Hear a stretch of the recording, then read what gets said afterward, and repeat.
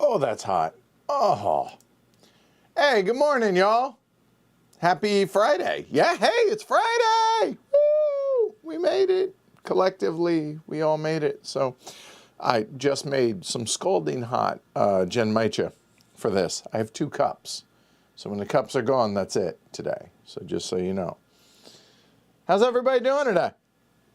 I am in a stupendously good mood. Not that other P word. If you've been around, you know what that, anyway, you get it. Anyway, all right, hey, I'm Edward, it said over there. Let's do this. So, ask the elephant. So, I am an elephant, theoretically. Let's see, what do we got? Let's go through. Had Ark Nova set up, Genway said. I might play along with this stream, but it being my first game, I'll probably wait to play later. Yeah, probably want to do that. That way you can focus on it. Ark Nova. It's funny, how many people have copies of Ark Nova? You know who has 2 thumbs and doesn't have Ark Nova? This guy. Unfortunately, was told it's out of stock, so no dice. So probably not going to see Ark Nova anytime soon. That's a bummer. I've heard a lot of, I heard people were really, really excited about it. But ironically, with my Capstone Games mug here. But, oh well. All right, let's see, what else? So Miguel says it is the best, not just a good game, not a great game, but the best game. All right. Good time zone. I like that. Yeah, good call, Rocky. Any plans for covering Ark Nova? Well, that should cover that. All right, that works out. Damon, good morning to Edward and the herd. Good morning, Damon. I hope you're having a great day. I hope you have exciting plans for the weekend. I do. Going on first family vacation as soon as we're done here, so super stoked for that. My question to you, Edward, is which game or top 2 games, oh God, here we go, have included the most glory to Rome's? Recent games haven't been producing many, right? That's got to rank up there, right? So for those that don't know, that's Rita. Holds a special place in our heart. I would argue Brides and Bribes has got to be up there for one of the most glory to Rome's. That was something, wasn't it? Trying to think what else. Yeah, because there haven't been a whole lot lately. Huh. Y'all help me out. Those of y'all that have been watching a long time, what are some streams that have had a bunch of them? But I know Brides and Bribes has got to be up there. And man, there have been some moments where just like uncontrollable laughter as well. So there's that.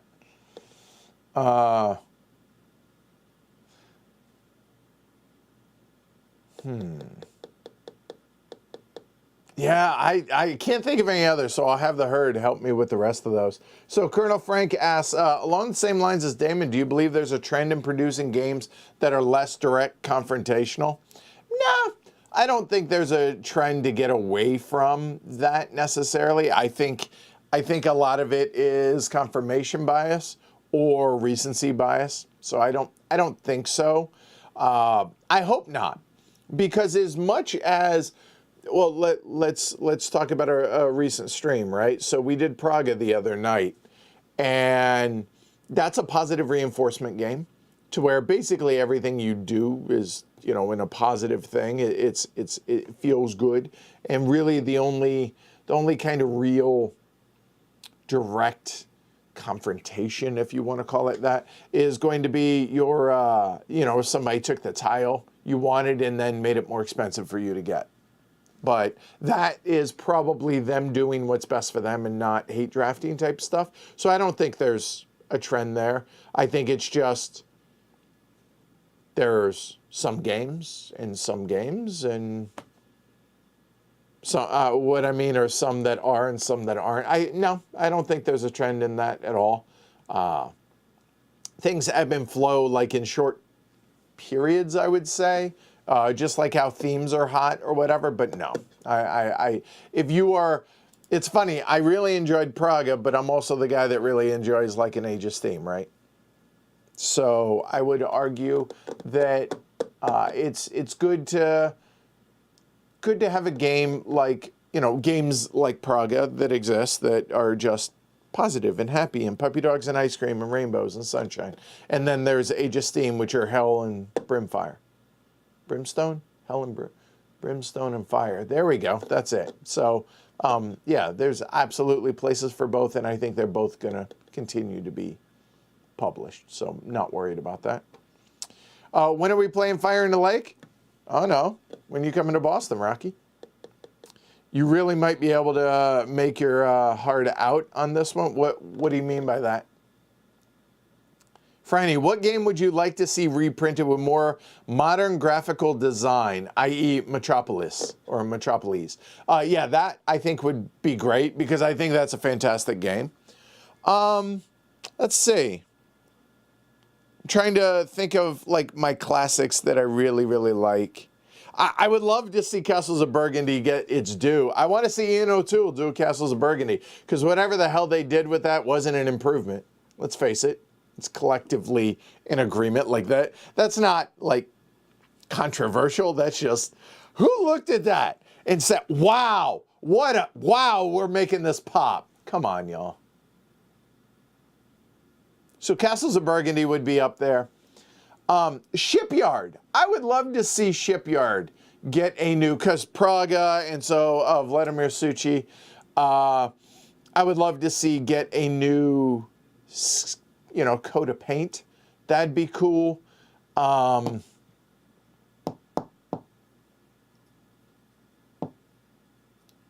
to think what else. What else would be great? Metropolis obviously is a good one. Oh, God. Masters of Venice. Look, my friends over at R&R Games, y'all know how much I love Masters of Venice. That is in spite of the artwork. Ah, God, that was painful. Here's another one, and this one is going to be controversial, I would say. It is a game that I have never enjoyed playing, but I do think it's because of the period art, which it makes sense, and so it fits the game. But I would love to see basically a new version of Troyes with artwork that appeals more to me. I'll say that, because I know Troyes is universally loved. But man, that, what is that? Whatever that Renaissance style artwork, it's similar to Masters of Venice. Yeah, I would love to see all those. Get new coats of paint. Masters of Venice, let's face it, not a huge, seller, but man, that game is good. It's fiddly, yes, but oh, I love that game. Love that game. I want to play that game some more. Can we do that? Local group, y'all are watching. Y'all want to bust out some Masters of Venice? We need to do Three Kingdoms Redux. By the way, I wanted to touch on that. I can't find my copies. I have 2 copies of Three Kingdoms Redux. I have the original prototype, production copy that got sent from the factory that has a special place in my heart and will never, ever leave the collection. And then I have the reprint from Capstone. I can't find either of them. As soon as I do, we are going to be streaming Three Kingdoms Redux and help them, Christina and Youster, sell more copies, because honestly, that is a great game. And apparently, they're destroying copies of Three Kingdoms Redux because they can't sell them. And they don't have space for them. So yeah, we need to do that. So I'm going to make a point when we get back from vacation to find that and do that. So I wanted to address that as well before I forget. So Franny, great question on that. Which of those should have rules upgraded and which are fine as is? None of the games I've mentioned do I feel need tweaks. Even Troyes, which I'm not super keen on. People love it, so don't mess with it. But I would love to see new coats of paint on all those. So Castles of Burgundy, Troyes, Metropolis, Masters of Venice, Shipyard. I know I mentioned one other, so that other one too. There you go. Okay. Good morning, Paul. What is my favorite direct conflict game? Oh, God. Age of Steam. Mine would have to be Dominant Species. Also up there. Fair. Any other recommendations, Damon says? Is there anything near as good as Dominant Species? I mean, I'm sure there are going to be a ton that because I'm terrible about thinking about these off the top. So you would wonder why I do these Ask the Elephants then if I'm so bad at that. But I feel like Shogun is another good one that could be considered that way. Kalis is a classic for a reason. I mean, they're different direct confrontation, right? There's some nastiness in these games. All the games that I'm kind of talking about right now. Low and Hertz would be another that would be great for that. So, wow, I'm going like old school retro with a lot of these. I'm looking over here. I mean, any 18XX, you can make the case. I've already mentioned Age of Steam. Looking over there at some of the games that are in here. It's all that's in here that I think. I mean, Bear Raid. There's another recent one, right? That can be kind of nasty. And by direct confrontation, I assume people mean just kind of in-your-face nastiness, right? Oh, and on that note, not that anybody asked, but somebody made a comment in one of the in the Bear Raid stream that Bear Raid is a game they could never play with their group because they couldn't trust their group to be honest because they're too competitive. And I don't mean to call this out, but I feel like those aren't mutually exclusive. Like, you can be extraordinarily competitive, but also be an honest game player and not cheat. Because in Bear Raid, the manipulations are going on behind your screen. So there is a way you could just write it down and be like, boo, and then people could, I guess, study it and whatever. But there's got to be that agreement when we sit down at a table. I don't care how confrontational or how competitive, that somebody is.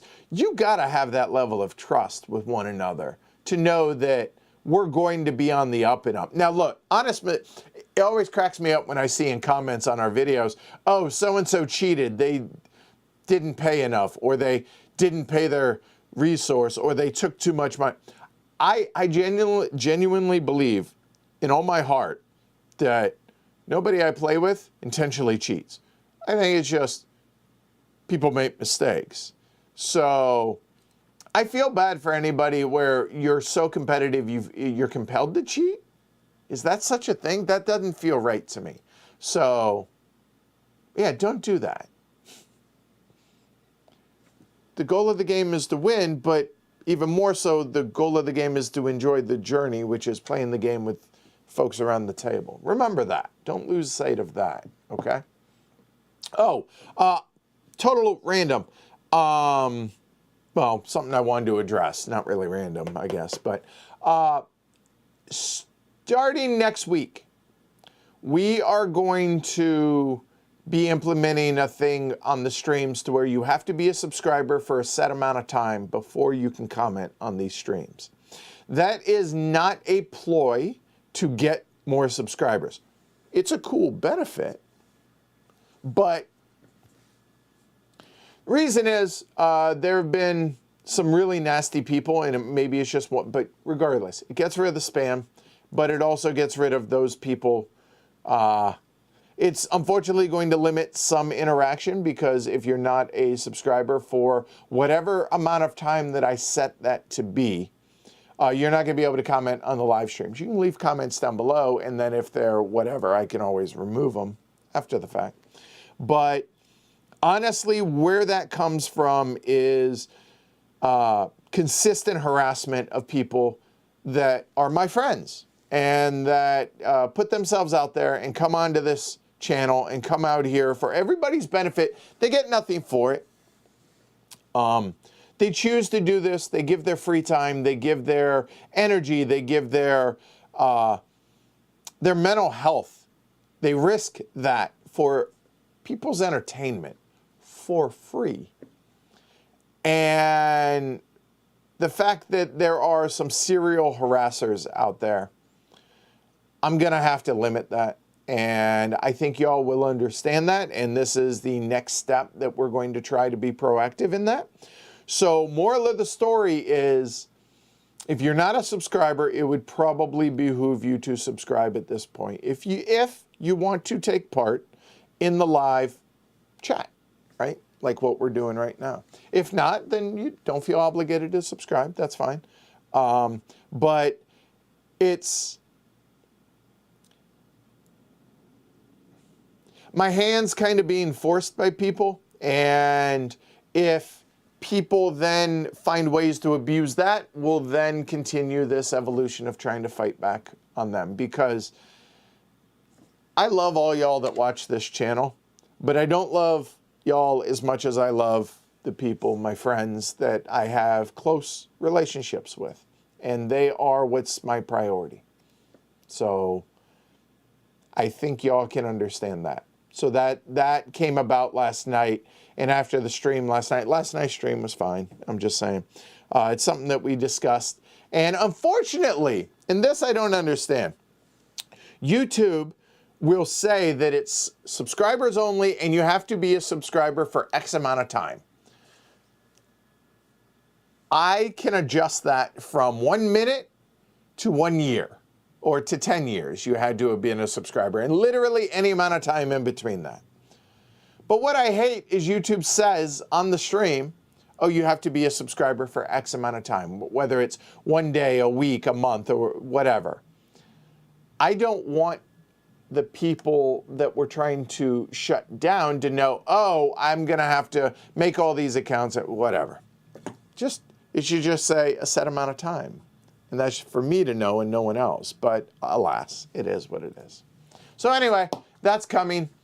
So just know that. So if you're taking part in the chat right now, great, thanks, welcome, whether you're a subscriber or not. And if you would like to continue interacting on this in the chat down below, because the chat there is only here when it's just y'all and me, then you're going to have to be a subscriber.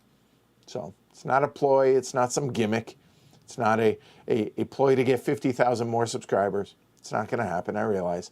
It's just for my friend's sake. All right, cool. All right, moving on. Rocky, my next day off's the 5th, so Friday is just the song to me. The 5th of March? Good God, Rocky. Hey, take time for you. Make sure, okay? Don't burn out. 3-day weekend for Paul. Nice, welcome. It's a bit windy there, Friday. We had a wind warning here last night and today. It's still going on. It is windy as all get out there right now. So be safe out there. Jen Mitra, if I didn't mention. It is not Smith tea. This, don't judge, okay? I was running a little behind. And I have some tea bags that are gem matcha that we got from H Mart from China. They're delicious. They're not as good as the Rose City gem matcha from Smith Tea, which is my all-time favorite tea. However, while we were in New York last week before, whatever it was, for a few days, tried some Anastasia tea in the Russian tea room, I believe is what it's called. Like, it's world famous, I guess. It was during restaurant week, so they had discounted food, right? Meals and stuff. It was awesome. And it had some Anastasia. Oh, it was delicious. It was Earl Grey and other stuff. And it was absolutely wonderful. They give you sugar and whatever. And they also brought out some fruit in this little cup. And I was like, and Jess was like, oh, and she just put it in her tea. And I was like, what is this? I've never seen this. And she's like, I think they're cherries.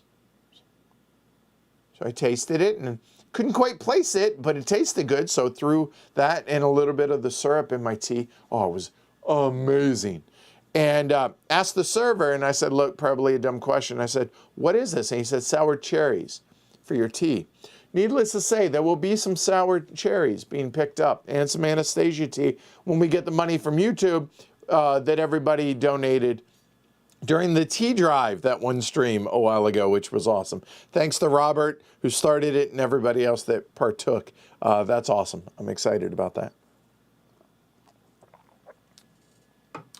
Junaid, hey, what's up? How you doing? Haven't seen that name in a while. Any plans or interest to cover thematic games such as Nemesis, Twilight Imperium, or Dune? Yes. Alyssa, in fact, breached the subject about Twilight Imperium a number of months ago, and yes, when we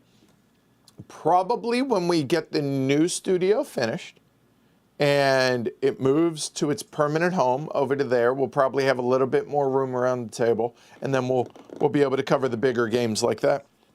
It require more than 5 people, really. So yeah, that I would like to do that, even though those aren't my favorite. And kind of like last night, Concordia, not my favorite game, but I still want to cover it because people want to see it.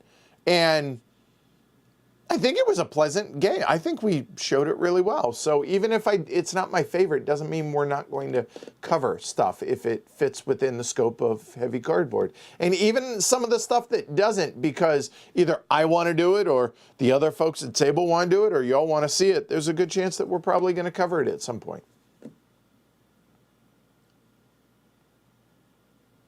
Strybarn says, do you think, despite not liking it in the past, you'll ever stream TWA? Absolutely. Yeah, that definitely will happen. I think I got rid of my copy of TWA, but I'm sure somebody in our group has a copy of TWA and we'll be able to. So, but yeah, definitely. And funny that I just mentioned that and that question was asked, right? Wait, what? How does Heavy Cardboard not have a copy of Ark Nova? That was my question. Yeah, I don't know. Huh.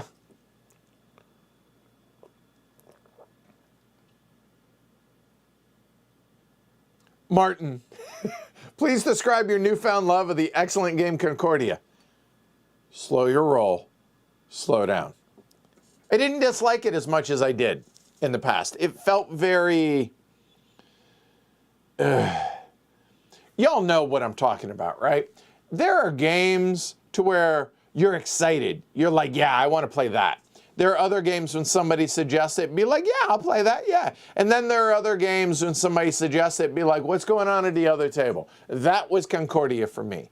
Now, it has kind of got the bad taste out of my mouth about it, and I don't know why it existed. I think, I'm not 100% sure, but I think it's the experiential gap that we kind of touched on last night, that without Salt,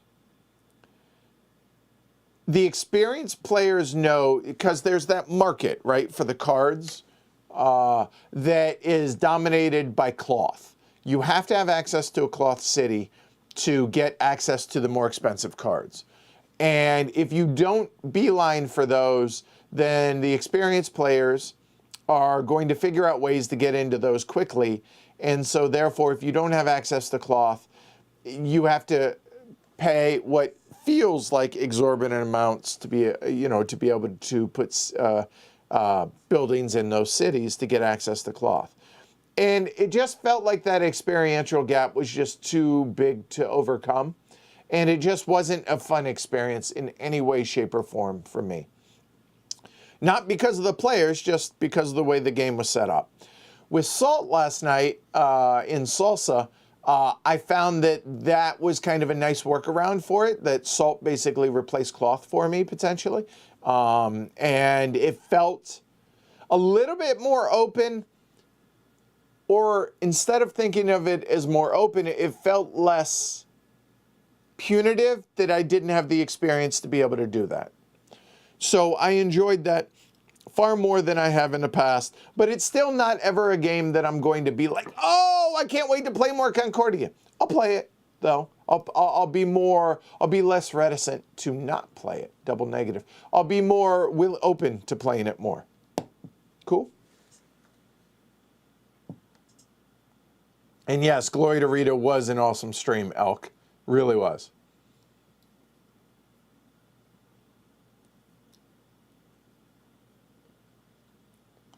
Antonio. Hi, Edward. Hi, Antonio. Huge fan here from Madrid, Spain. Nice. I hope the weather is wonderful there. What are your top 3 games from 2021? You don't get that answered until we do the Golden Elephant and my top 50, so sorry. And what are the games that you're looking forward to in 2022? Thanks. Mr. President, still number 1. And I'm sure there are a bunch of others. I know that Station Fall's coming. I'm really looking forward to having a physical version of that and playing with it with people around the table instead of on TTS. Looking forward to that. Those are the ones that jump to mind. List some of the games in 2022 that y'all are excited about, and that'll probably help jog my memory. And you know what? Because I want to answer at least some of your question, Antonio. Let's go into the advanced search here. So year released 2022, going to BGG. Weight of 2.8 or higher. Because, you know, there are some lighter ones, right? Not expansions. And let's go strategy games and war games. And I'll go ahead and throw in some thematic games in there as well. And let's see what comes up. And there's nothing. Okay. So, I think I did it all. 2.8, 2022. Okay, let's just uncheck those and just see what comes up. And now it populates. It's BGG. Oh, Frosthaven. There you go. That'd be one. So here's the thing. Weather Machine, Voidfall, stuff like that. It's a little skewed for me because I've already played those, even though I've only played the prototypes or whatever, but they feel less fresh and I'm less excited about them just because of the fact that I've played them already. That sounds incredibly entitled. But I also think that y'all can appreciate coming. If y'all had these access to these games and trying them and learning them and playing them beforehand, I think y'all would feel the same way. So it's not it's old hat. It's just, it tempers the excitement because I've been able to play those and experience those already. Horseless Carriage has got to be up there. Wow, I can't believe I forgot that. That would have to be one because Splatter, duh. And I'm sure there's ones that I'm not going to recognize the names of that, but Carnegie, I've heard people have played, but I haven't played it yet. So, and that apparently is a 2022. That'd be one. The new edition of John Company. So Frostpunk and Frosthaven. Frosthaven is Isaac Childress? Question mark? Right? Yes. And then Frostpunk is the video game one that I was talking about last month, I think it was. City survival game. Yep, sounds like that. So it's Frostpunk as well. There's games that I have not heard. Oh, Hegemony. So here's an interesting one. I've played, obviously, Hegemony, but there's enough of it changing from the version I played to what it's going to be when it's published that I'm really looking forward to that one as well. A lot. That'd be another. So there's a fair bit there. But yeah, Mr. President is still number one. Easily. Okay? So there you go. But yeah, you don't get my top 3 in 2021, sorry. Not yet. Nick says hi from Gale Force, England. So apparently y'all are getting the same wind we are. Yeah, it's pretty hellacious here. Y'all hunker down, be safe, play games, enjoy.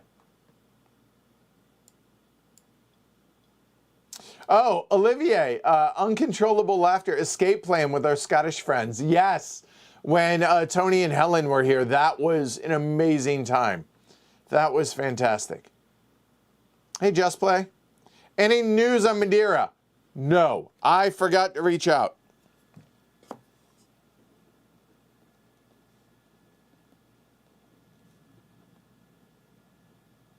Okay, I wrote it down, Todd. We'll see what we can do.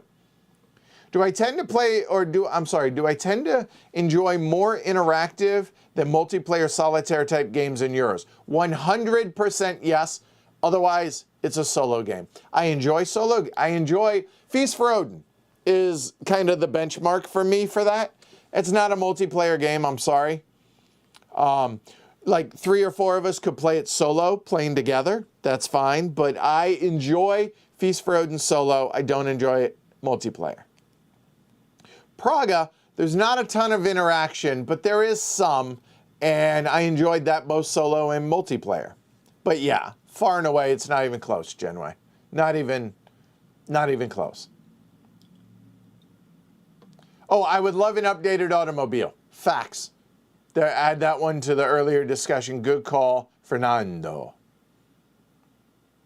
Yeah, we all want Ian to do Castles of Burgundy. How is this not happening? Like, can we, like, get a collection going and make that happen? Seriously, that's like in boxing, that dream matchup that just makes so much sense, but it seems money is the only thing that keeps it in the way. So can we fix that, please? Anyway.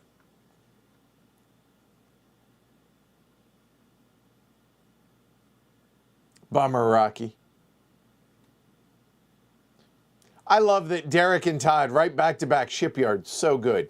The fact that most of my group has not played Shipyard, we need to remedy that and we need to restream it. Why? Because I want to play it. And it's a great game. That would be why. Oh, okay. Y'all have been talkative. Oh, Ian's here. Yeah. Hey, Ian. Yeah, we need, seriously. Ian says, I think there's a solid chance you'll enjoy Pampero. Okay. So, Ian, what do we need to do? How can we, what is it we need to do to get you to be able to do Castles of Burgundy? Because I know you want to do Castles of Burgundy. That was one of your bucket list games. So, hey, we can lean on the publisher. Just tell me who to contact and we will start an email campaign. We will do whatever it takes. Let's make that happen, Herd. Come on. So, Ian, let us know. We're on your side. All right. Any games you played recently, change your mind on them? Yeah, both the 2 most recent, Concordia and Praga. There you go. Enjoyed them both. Although Praga, I didn't dislike. I enjoyed my solo play of it. I just wasn't really enthused to play it multiplayer because Underwater Cities was fine for me. The last of Vladimir Suchy, but then again, he does have Shipyard. So, come to find out, I was very pleasantly surprised. I really enjoyed it.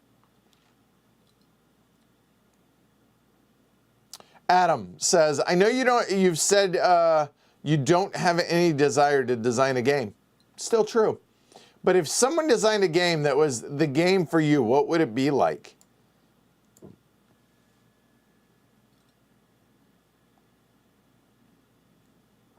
I don't know the answer to that, right? Like, I like dice placement. I like auctions. I like drafting. But if you look at, like, my top handful of games, let's just, Aegis Theme and Dominant Species, right? Those are a couple of them that are way up there. What do they have, right? There's I love Worker Placement, which is Dominant Species. And the programming that Dominant Species has, the auctions of Age of Steam, the direct interaction. So I don't know. That's really a good question, but I like so many different mechanisms. I don't know that one game could like encapsulate like the perfect game for me. I don't know that could happen. I don't know if that's the case, but I'm really glad that people keep designing really good games, so I get to experience new iterations of cool mechanisms and the way they're integrated. So yay. It's not really a great answer, I realize, Adam, but I don't think there's any. Yeah, I don't think there's any one game that could do that.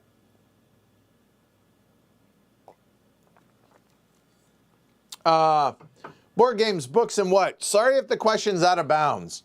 There's really no question that you could ask that's technically out of bounds. I could just choose to not answer it. But no, ask away. That's what these are for. I'm fine with that. And it's okay if you plead the fifth, but do you have any insight on what your game... Oh, and fulfilling their Kickstarter in Madeira. Nope.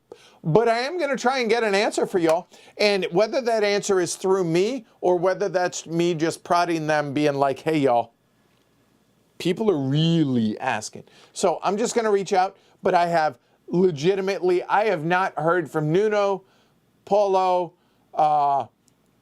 Veronica, or Mariano. Can I say in years? Outside of, like, maybe, I think there's an email from Paulo about LyriaCon, but nothing regarding any of that legitimately since we did the playthrough of Madeira with the for the Kickstarter. Have not heard a word personally. Like, so I am privy to literally nothing more than y'all do. But I will. I have a note written down to make note to reach out to him. All right. Adam says, if you need a copy of TKR, I don't. I just need to find them. I could be convinced to bring my copy up to Boston. You want to be on the stream? Adam, there was another game that you had mentioned. Make a weekend trip of it and we can stream a couple games together if you want to come up. Kirk asks, where is the dividing line between a heavy game you'll play and a non-heavy game you won't share with us? There isn't. So let's be clear here, Kirk, and to anyone else. Yes, heavy cardboard, medium, and heavy board games, war games, 18xx, right? But even some of the lunchtime streams that we've done are really light games that we just want to highlight for one reason or another. So there is no weight defining line. There is a line of weight for the Golden Elephant Award, but outside of that, no, there isn't. The only reason that I would not stream a game, let me think, what are the reasons why I wouldn't stream a game? If the publisher, designer, whatever, was difficult, like there have been some somewhat recent things that have gone on in the industry that have caused me to consider whether or not to stream certain games. If they're just douche canoes to me or the community or fill in the blank, something like that. Or if the game just is bad, like just bad, or that we can't really highlight positives on a game. I don't want to trash somebody's baby. I don't like find some kind, I don't get off on that. I like to think fair, honest, and thorough, right? That's kind of our tagline. And the fair part is important. So if a game sucks, it's just terrible. I can convey that idea without using the word this sucks or trigger words like broken or there's just nothing redeemed. Like using just really bad words. And I don't mean cussing. What I mean by that is I don't want to disrespect somebody's baby, their time and effort that took to make a game.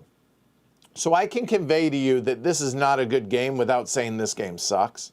I can convey that thought very clearly while respecting the designer publisher side of it while also respecting y'all and being honest, which is, that's part of that honest, fair, honest, and thorough part. So that would be a reason to not stream a game, but there's not a weight consideration really. If it's just completely out of the realm of what it is we do and the group doesn't want to do it, then we're not going to do it. That would be the other consideration. Okay? Cool. Damon says, I bought TKR, Three Kingdoms Redux, after watching your last Ask the Elephant. Hopefully going to get it to the table today. Awesome. Have a great time with that, because that is a wonderful, wonderful 3-player game. Wonderful. What's the next Hollenspiel game you'll be covering? I don't know.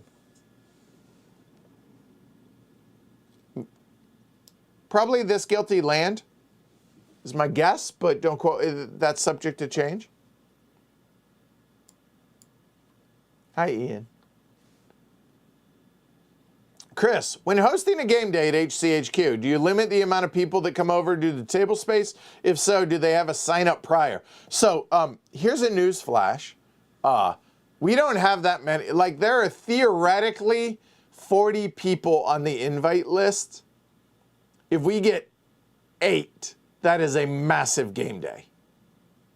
That is a huge game day. So no, I have never once limited the game day. Believe it or not everybody and their mother is clamoring to come over to HCHQ. We are fortunate here in the Boston area to have a lot of really great gamers and a lot of game groups. So there's a little bit of competing is the wrong word, conflicting, there you go, game groups. So Craig, who's been on the stream, he hosts Lobster Trap, which is a local convention around here. He has a game group that I think is also on Saturdays. So, you know, people have to choose. Do I go to Craig's? Do I go to, you know, Edwards Game Group or whatever, the HCHQ, whatever. But yeah, no, like 2 tables. In Denver, it was bigger. Now it's like 2 tables. That's it. All right. So.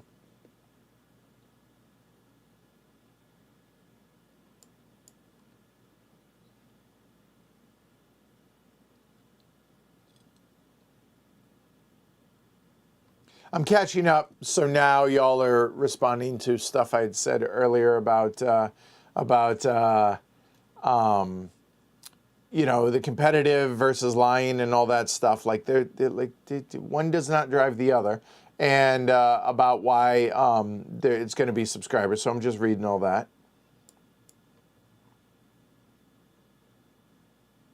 Yeah, and if you won by cheating, you really didn't win. You're only cheating yourself too. Legitimately true. It's not like, you know, we're playing for money here. And even if we were, still.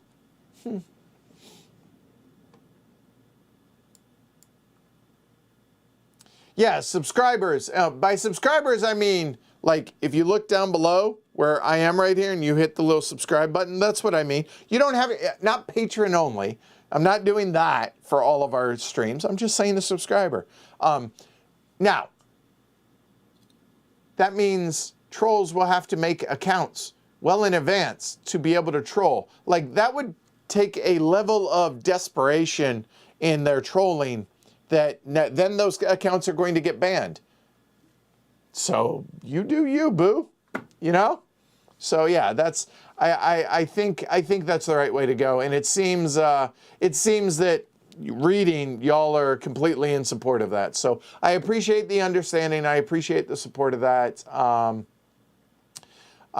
So yeah, all right. And that is one other thing. Maybe if this goes well for some indeterminate number of time, maybe we bring chat back onto the screen like this. You know, we'll see. I'm not promising that, but we'll see. Okay.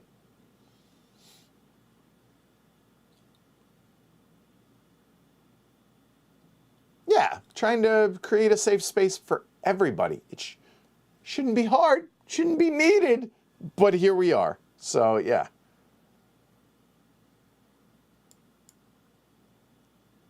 All good, Frank.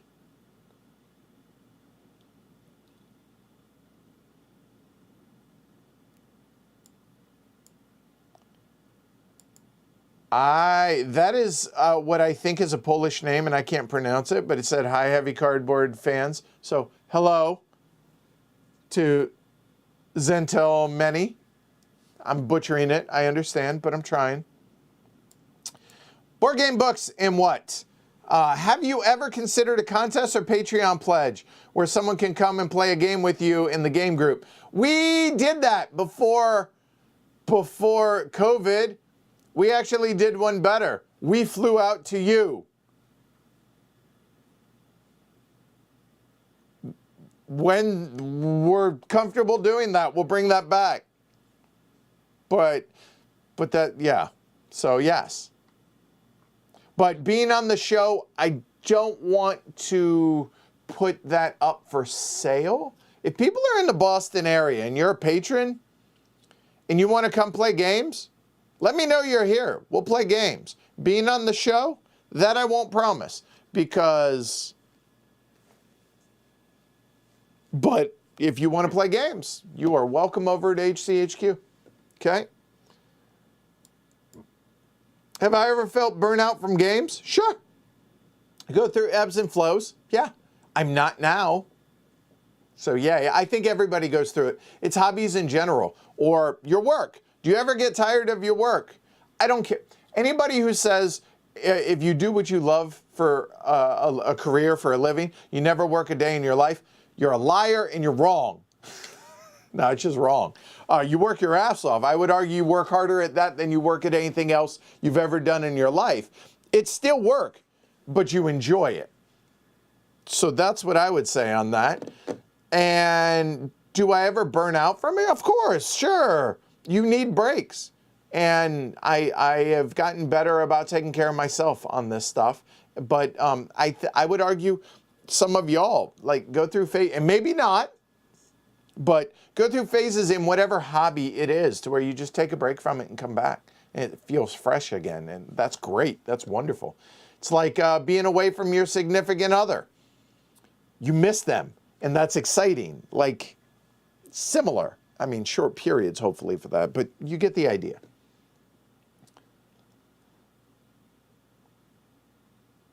New American Underground. Question, are you a fan of yerba mate? I don't know that I've had it. I don't know if I am, so I would try it, but I don't know. I don't think I'm going to love it, but I'm willing to try it type thing. But I could be wrong. Elk says, how is Hamilton besides awesome and Phantom? Well, I'm glad somebody asked this because it allows me to tell the story. What time is it? It's 12:30. We got time. All right. So last week, right? Last week, yeah. Jess and I took 3 days, went to New York City. It's about a 3-hour, 15-minute drive. And so y'all are going to basically, how was your trip?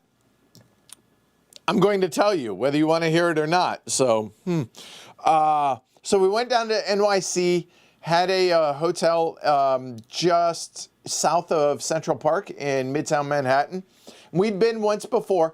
I don't want to say I grew up there, but I spent some number of years of my childhood in Flushing, Queens. And so New York has always kind of felt familiar to me. And what both Jess and I have understood or agree on is we enjoy visiting New York. Would never, ever, ever, ever want to live there, ever.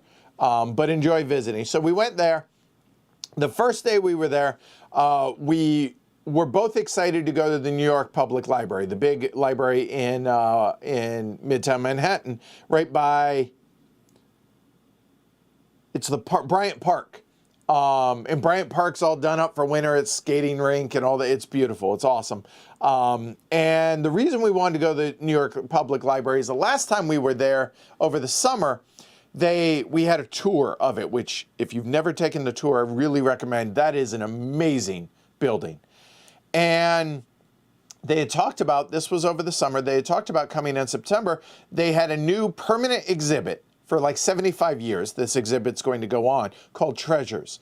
And it was going to be all of these things that are in the New York Public Library collection that they're going to show off. Awesome, couldn't wait. Stuff like the first Gutenberg Bible that ever made it over to the US. Stuff like that. So we were both excited about it. We went there, spent 3 hours in this, not a really large exhibit. I don't know how many, I'm gonna say somewhere south of 100 things were on display, I would say. And they ranged from the Gutenberg Bible that I mentioned to one of the handwritten copies from Thomas Jefferson of the Declaration of Independence that he had sent off right after the signing. They had George Washington's handwritten resignation of the presidency. It had a copy of A Christmas Carol that Charles Dickens used, had his handwritten notes in there for whenever he did live readings to do the voices, and his changes that he was doing for whenever he did live readings. What else? They had the most ornate book that I've ever seen in my life, that apparently the back, and each of these items was written by, it had a description on it that was written by a handful of people, less than 5, that described it. And as we were going through all of these items, some that we were familiar with, some that we weren't, it had, God, I can't remember, Virginia Woolf. So she committed suicide.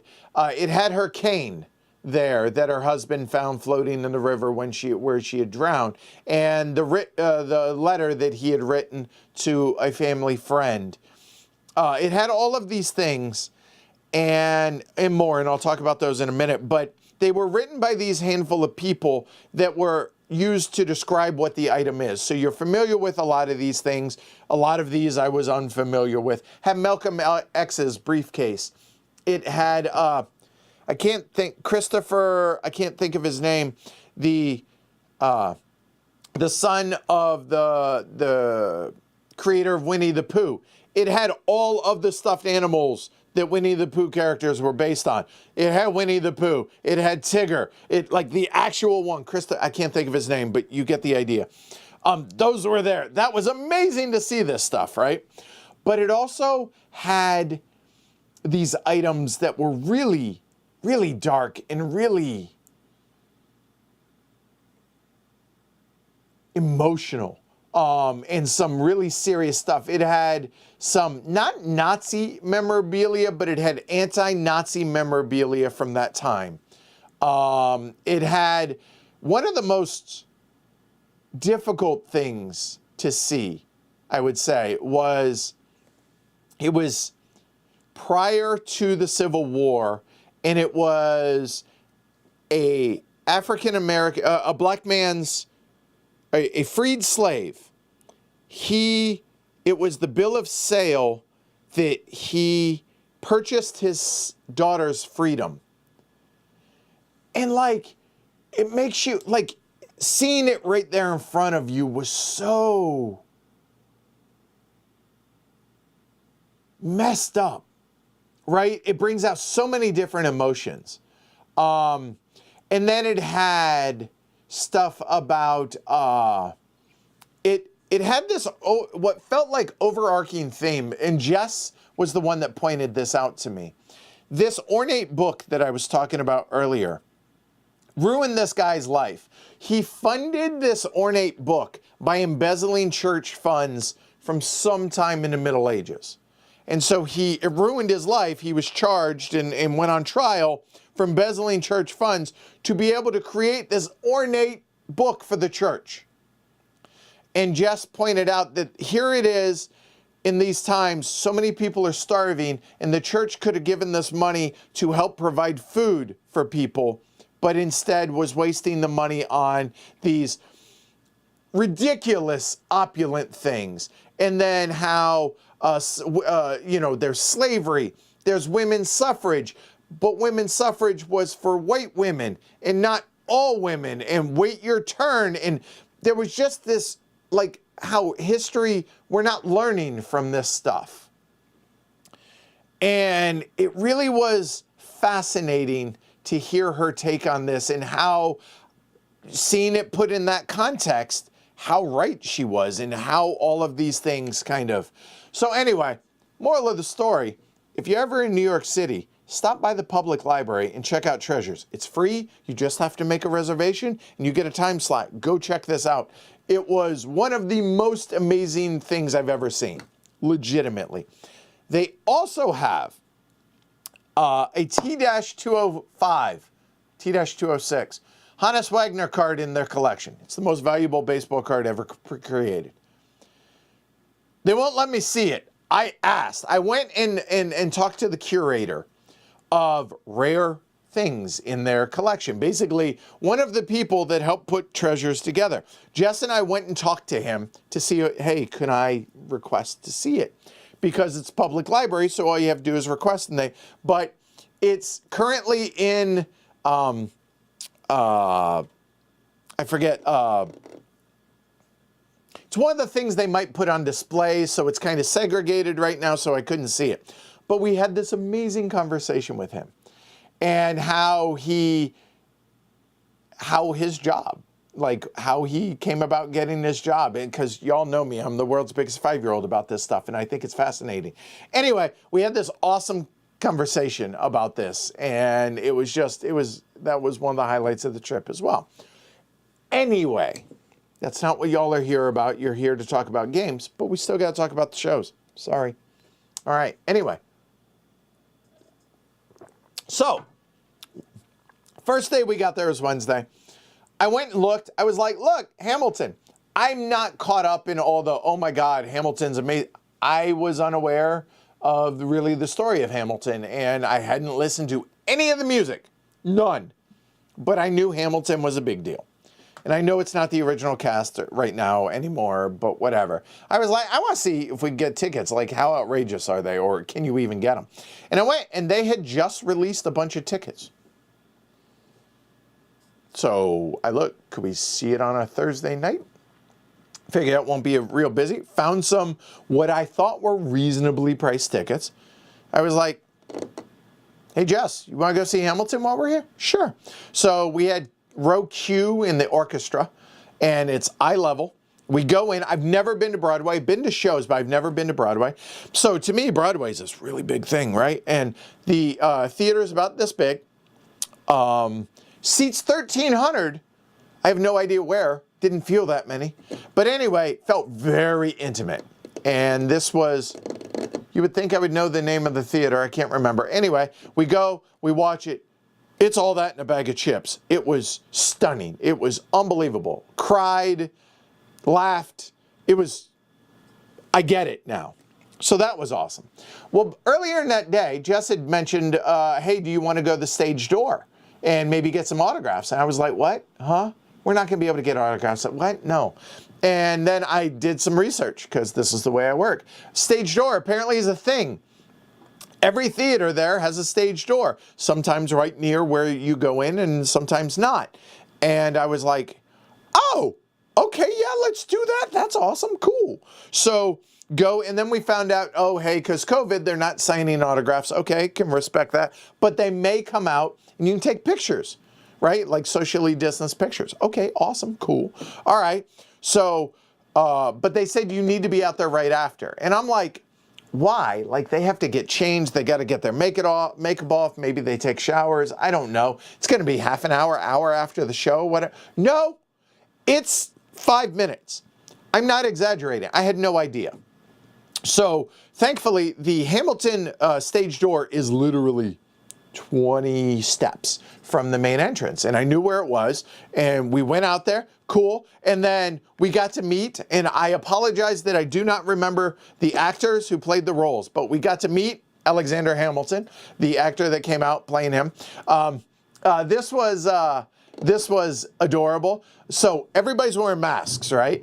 And so it obscures their faces, obviously, so it's a little bit hard to tell who some of the characters are, but not, because they're pretty unmistakable being able to see them on stage. Anyway, one of the actresses comes out, and she comes out, takes her mask down from up there, and she's like, hi, I played Eliza, and we're like, no shit, we know, but everyone's like, woo, yay, hi. And so then James Madison came out, and so we got pictures with all of them, which was awesome, right? And also one of the ensemble cast, one of the original cast members is still a part of the cast. And he came out, he was the first one out, and literally they talk to everybody that wants that. And I thought that was amazing. That was just a really, really cool experience and awesome. All right, so great. So that's the end of the night, whatever. The next day, I was like, hey, Jess, so Phantom's been a bucket list my whole life. I would love to see it. Would you be willing to see 2 shows in a row? And she was like, yeah, okay, cool. And Phantom, its 34th anniversary year is right now this week. And so it's the longest running Broadway show in history. And I don't care, I've never seen it. Tickets are very affordable. And I knew about the chandelier. And so I was like, I wanted to see how good a seats we could get. 4th row would have been like $300 a ticket. And I was like, nope, not doing that. Went back like 2 or 3 rows and found it for like way cheaper than that. And I was like, yes, I will do that. So we got amazing seats. We watched Phantom, again, cried. I was enthralled the entire time because it's Phantom. Now, I always wanted to see Michael Crawford and I always wanted to see Sarah Brightman, the original cast of Phantom, because their voices are amazing. Obviously, it's never going to happen. So I know nothing about the cast who is playing the current Phantom and the cast of Phantom. So I came in with not really high expectations, like you're never going to be Michael Crawford and Sarah Brightman, so whatever. I'm going to enjoy the show. It was amazing. And Emily, I don't know her last name, who plays Christine, was amazing. On par with Sarah Brightman, legitimately. Her voice is ridiculous. And okay, I learned about the stage door yesterday. Thanks, Jess. So let's go and do this. But the stage door for the Majestic Theater, which is where Phantom is you have to walk 2 blocks. It's like on the backside, you got to go down an alley and all this stuff. But I knew this ahead of time. So we're weaving our way through traffic to get out of the theater. And we beat feet around. And I see the alley, and I'm pretty sure I know where it is. And there's this guy standing out there. Might have been a security guy, might have not. And the doors were just cracked.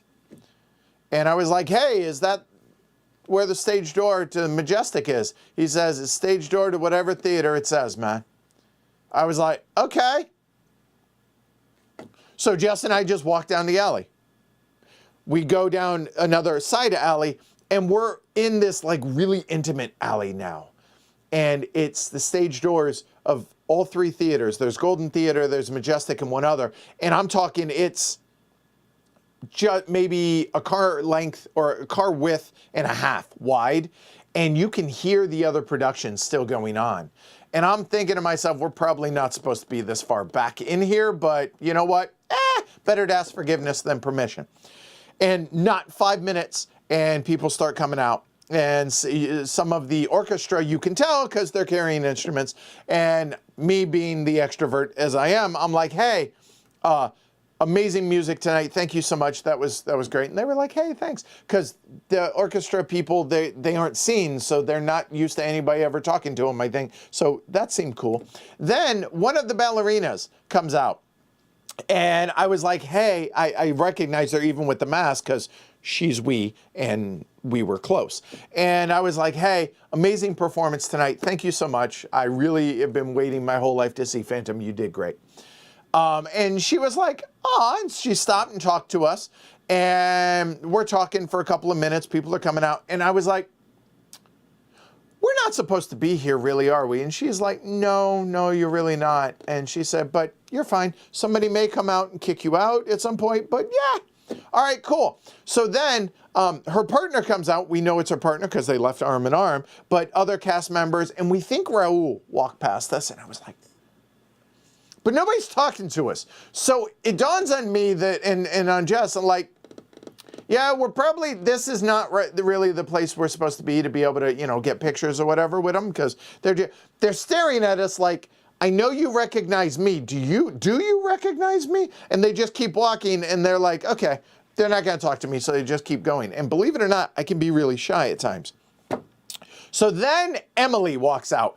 But I'm not sure it's Emily. Mask, the whole 9 yards. She's wearing headphones and like just a winter coat and whatever, and she's walking by. And I look at Jess and I'm like, I think that was Emily. And I couldn't figure out if it's Emily or Emile, how you're supposed to pronounce her name, because it's like, I think French. And I was like, Emile, like a total idiot. She had one headphone off, like whatever. And she was like, and she didn't register, and she just kept walking.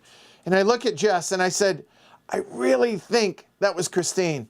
I really do. She said, you got to make a decision. Are we going to stay here or are we going to go out there, out to the street and decide?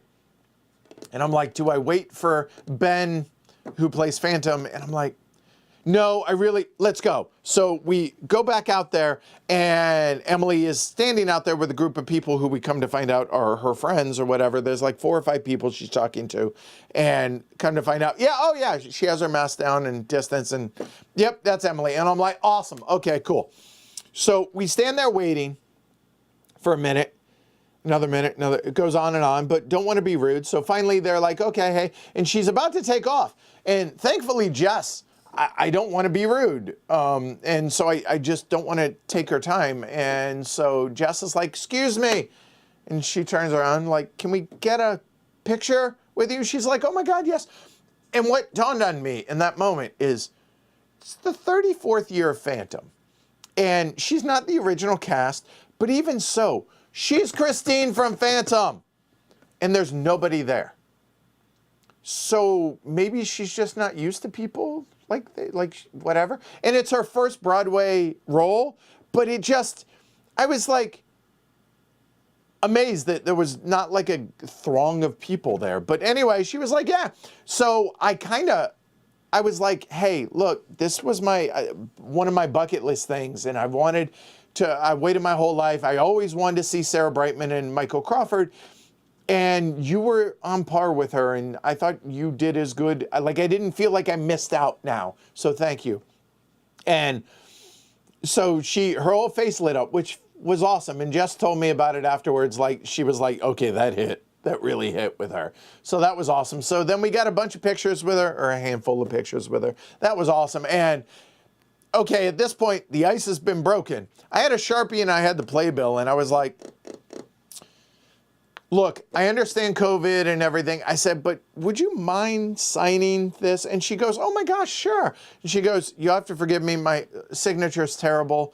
I was like, it's your signature. That would be awesome. And she's like, sure, yeah. She signs it. And I was like, thank you again. Jess, both of us were so appreciative.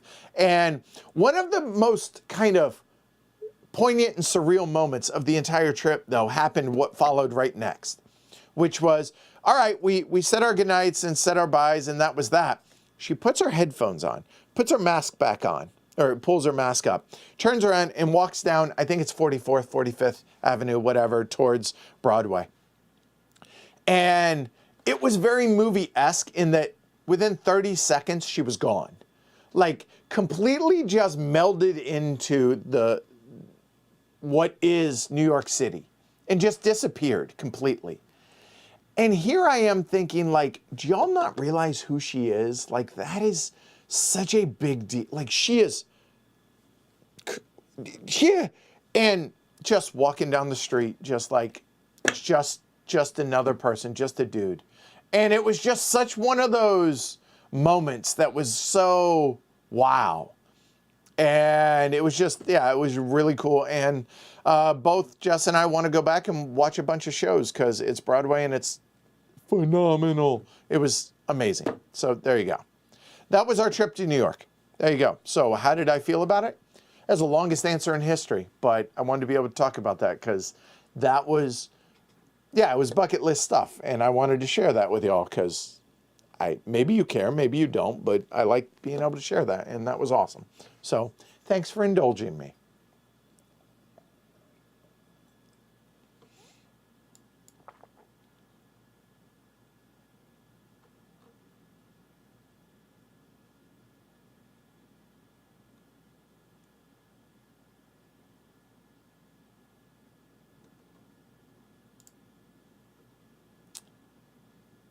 New studio, where was that announced? It wasn't, just, you know, at the house instead of the apartment. That's all. So it's gonna be a hot minute.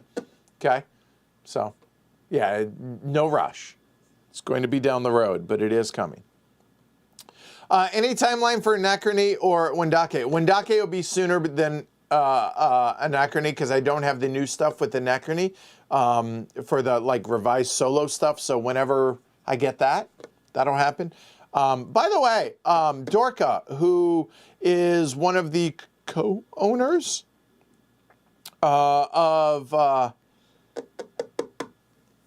Mind Clash, recently had a baby. So congratulations, Dorka. Yay. Hey, she's not going to watch this, but still, that was cool.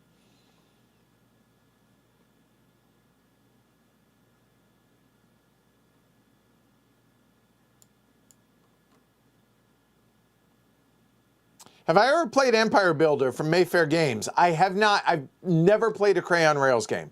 I think that's a Crayon Rails, right, Tyler? I think so. I've not played any. We have a couple of them, but I'm not sure which ones. I never have. Not for any particular reason, just haven't gotten to them yet. Do you like them, Tyler? Do tell. All right, Adam says, wanted to ask if there are any plans to do some more Age of Steam maps, like the Moon, your Colorado stream, for it shows its age, Pittsburgh, Montreal, or Pennsylvania maps? Uh-huh. We're going to continue going through Age of Steam maps, for sure, and probably re-hit some of the older ones as well. Yes. Time frame, I don't know, but yes. Derek says, Nemesis is so fun. Love to get that on the stream. How many does Nemesis need? We can make that happen, Derek.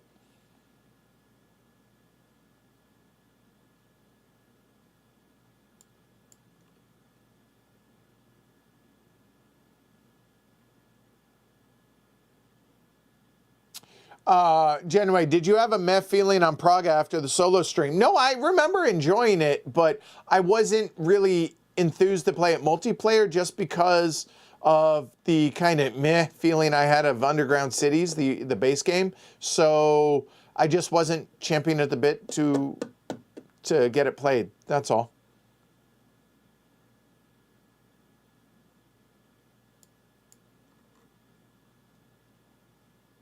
Rocky said, here's a question with me projecting a little. Why do you think rule books are almost always bad?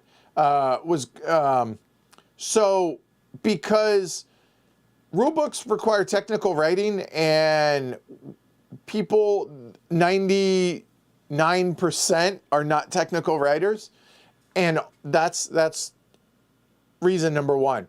Reason number two, more often than not, unfortunately, they are written by people that know the game.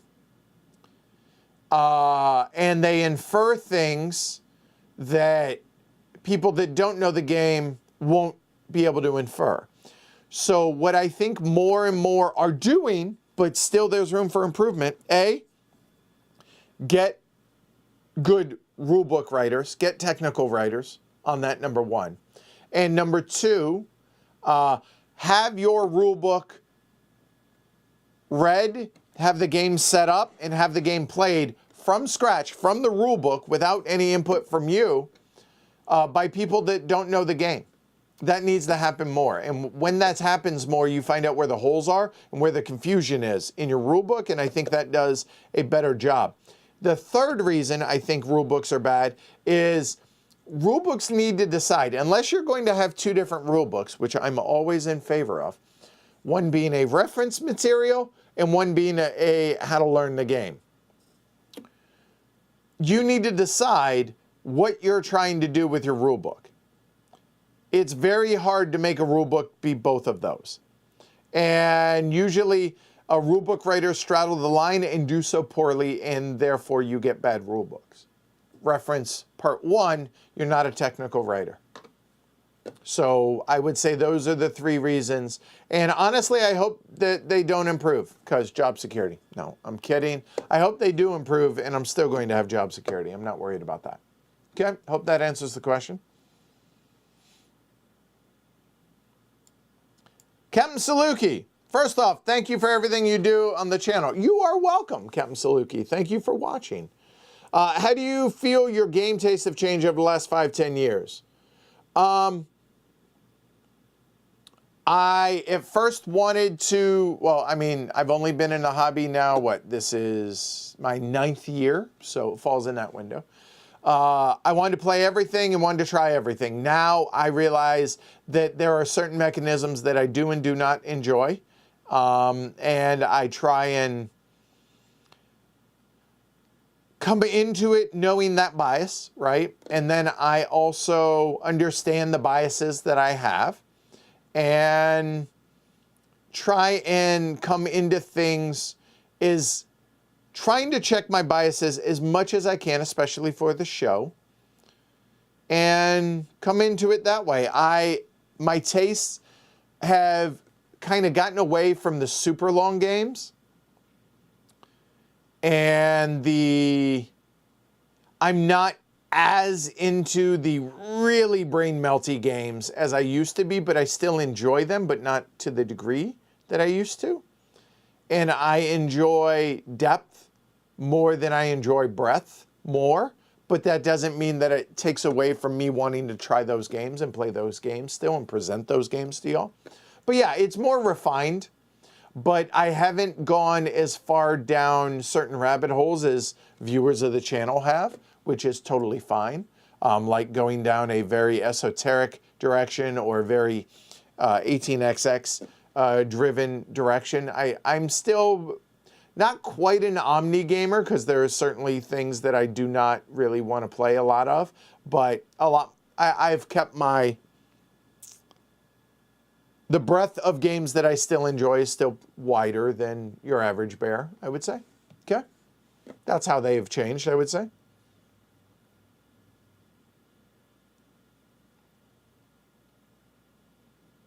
Timo says, in the Ask the Elephant last year regarding Arkwright, the card game, you mentioned that you were skeptical when a title or series is continued by a different company. Could you elaborate on that? Yeah. So this is not a hard, fast rule, but it does give me pause in a sense that if a company has a game that did well for them, so we're talking about Arkwright, so let's talk about Arkwright. Be that Spielworks or Capstone. Those are the two companies that have done Arkwright, right? When a variation of that game, either especially from the same designer, comes out, it makes me wonder where they have that relationship already. Because this is very much a relationship-based industry, being board games. If you have a relationship with certain publishers or designers or developers or whatever, you tend to stick with them. There are exceptions. Look like David Turtsey. He works with everybody, right? So there are exceptions to that. But Vital Lacerda and Eagle Griffin. If a new big Vital game's coming out, who's going to publish it? It's going to be Eagle Griffin, right? So when you have a relationship like that, when that relationship, let me rephrase that, when that company and that designer aren't doing a game like that, another example would be Lignum and Imperial Steam, right? So you have Alexander Heimer.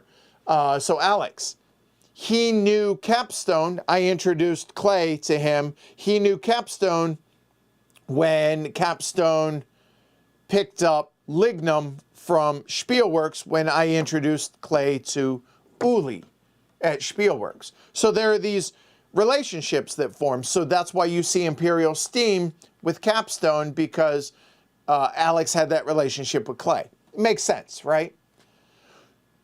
So when Arkwright, the card game, comes out and it's not from Spielworks or Capstone, why is that? There are a number of reasons that could be. Could be that it's not a good game, but that's not the only reason that could be. That could be publishing timelines, maybe because of the timing of when I'm drawing a blank on the Arkwright designer off the top of my head, but when he came to Uli or Clay, maybe maybe their production schedules were and development schedules were such that, look, I'm happy to take it, but it's going to be a number of years before I'm going to be able to publish that. And so maybe that wasn't going to be able to happen in the time frame that the designer wanted it to be. So then maybe he brought it to someone else. Totally reasonable. And that's not to discount the type of game that Arkwright the card game may be, right? So there could be a number of reasons of why that didn't happen, but it does give me pause for a moment.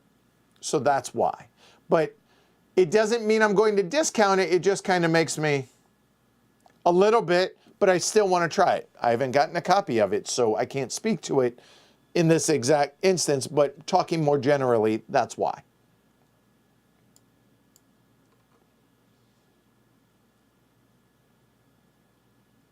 Andre, random question. On a stream way back, I think you mentioned a pho place in Colorado that was like a gas station that sold live chickens too.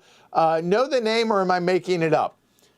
I don't think that's quite right, but the best pho I've ever had in my life is in Brighton, Colorado. It's not in like a gas station or anything like that. It's a small little nondescript place in a small little podunk town. It's called Pho TJ. It's the best pho I've ever had. The chef, it is her, I think, grandmother's recipe that she has been working on for the better part of 20 years. Unbelievable. Go check it out if you're ever there. It's northeast of Denver. About 30, 45 minutes and totally worth it. There you go. Okay. Hope that answers your question, Andre. Do I have plans to cover Perseverance? I mean, we did that during the campaign already, but maybe when we get an actual copy, that may come about with Mind Clash.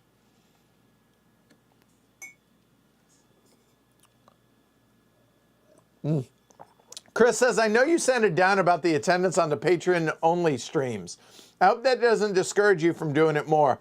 I suspect the big anticipated games would be popular. So, okay, where that comes from is we did a pre-play of, oh God, I can't, Ahow. Right, I couldn't think of the name. It's down there. And we did this pre-play of it, and these pre-plays are patron only because they're unpolished. We're learning the game, and I just don't like that being public. And so people sounded super excited about this. And then this being our second stream, we had like 8 people show up for it. So, yeah, I was a little discouraged by that, for sure. But there's a thing on TikTok that Jess and I have recently seen that says, you know what? 30 people might not be a lot, but if 30 people came to my door to watch what I was doing, that would be amazing. Be a little creepy, but that'd be amazing. And I was like, all right, fair point. But also Jess has since talked to me, and no, those are not going anywhere, Chris. So disregard, don't worry. And it's kind of an interesting thing. I know people want to see, like they want to see the like the behind the scenes stuff, especially on like upcoming, like if we did a pre-play of Horseless Carriage, I imagine we would have hundreds of patrons in watching that because the game. But I think some of the appeal, I would have thought, and maybe I'm wrong, is some of these off the beaten path games I haven't heard about, oh, what's that game, would also pique some interest as well. And that hasn't been the case yet, but we're going to continue with it. So if you're a patron at the $5 and up level, you get access to those, get access to the Slack channel and all that stuff. So if that's something that appeals to you, then hey, support the show. Certainly would be appreciated, y'all.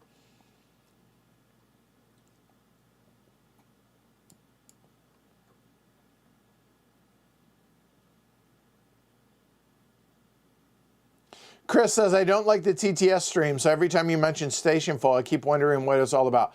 I don't like TTS, not because of that. I don't like it because I don't like playing video games as board games. If I'm playing video games, I want to play a video game. I just don't like it at all. At all. It is absolutely a chore, whether it's for the show or otherwise, and I don't do it otherwise. So there you go. So I feel you there.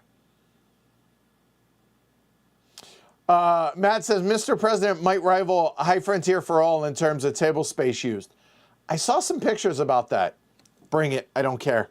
I saw that. I don't understand why, because I don't know the game yet, but bring it. I don't care. So, yay.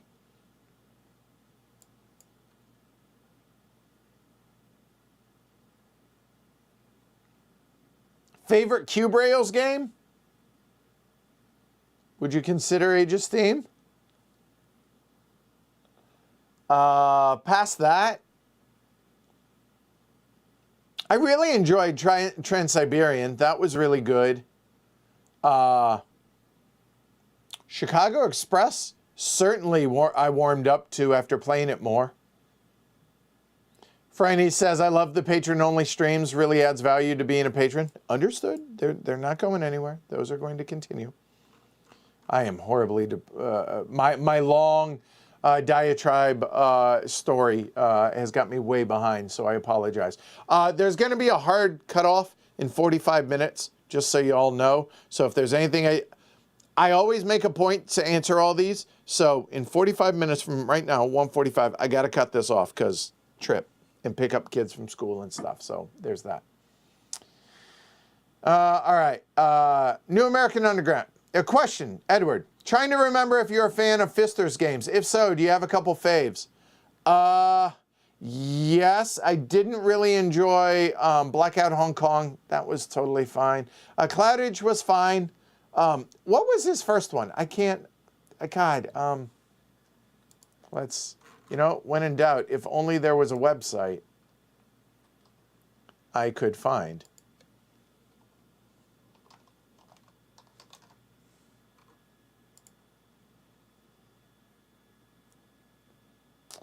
That was terrible. Y'all help me. Was it Great Western Trail? Is that Fister's game? I enjoyed that. People have gotten it to the level, though, that I don't ever want to get to that level in games. That's not to disparage those that do. I just don't ever want to.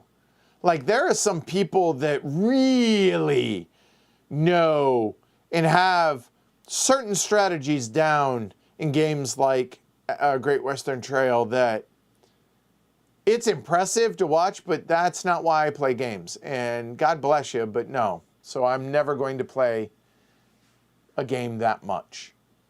Hell, I've played Dominant Species 25 times, and I'm nowhere near that on that. So I don't know if that says a lot about... Anyway, I digress.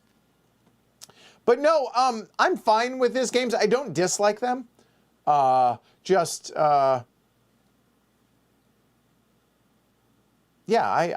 I think Alexander Pfister's a really nice guy, too. His games are fine. I'm always curious to check them out. So I would put him on par with like a Martin Wallace. I'm always interested to check him out, but not all of them are always going to hit for me, which I think is completely reasonable. Literally, unless your name is Dauman and Viersinger, I don't think you're a designer where everything's going to be a hit.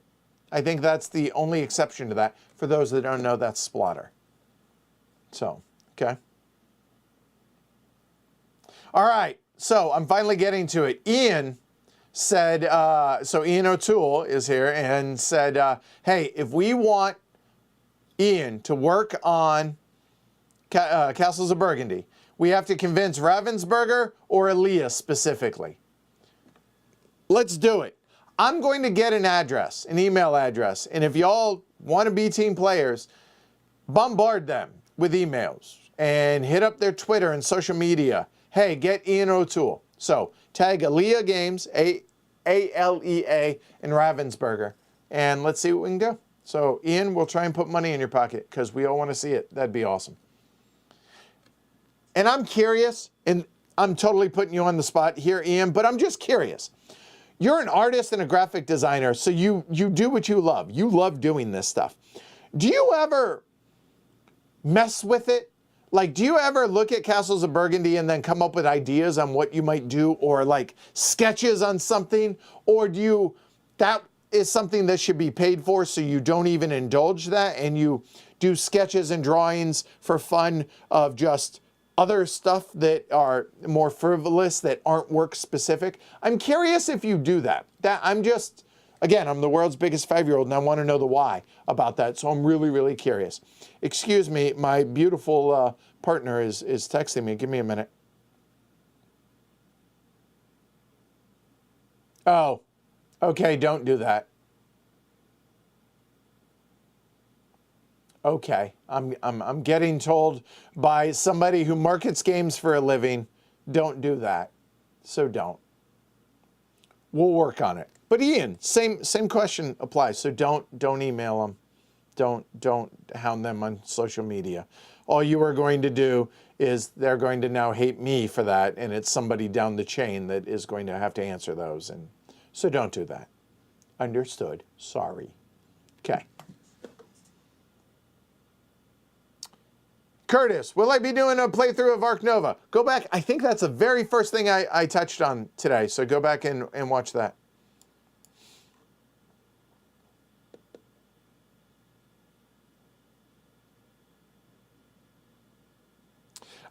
So Tony says, I'll tell you what those two games, Dominus Species, Age of Steam, have in common. Being able to completely ruin someone else at the table. Facts. There you go. Good point, Tony. I already mentioned the Anachrony stuff. When I get the new stuff, I'm happy to do it. Yes. Might find out at LyriaCon next month. Maybe. That'd be cool. I think it's highly unlikely that we're going to make it this year, though. Board games, books, and what? Thank you for responding to my question. Of course. Really enjoy your channel and the work you put into it. Thank you.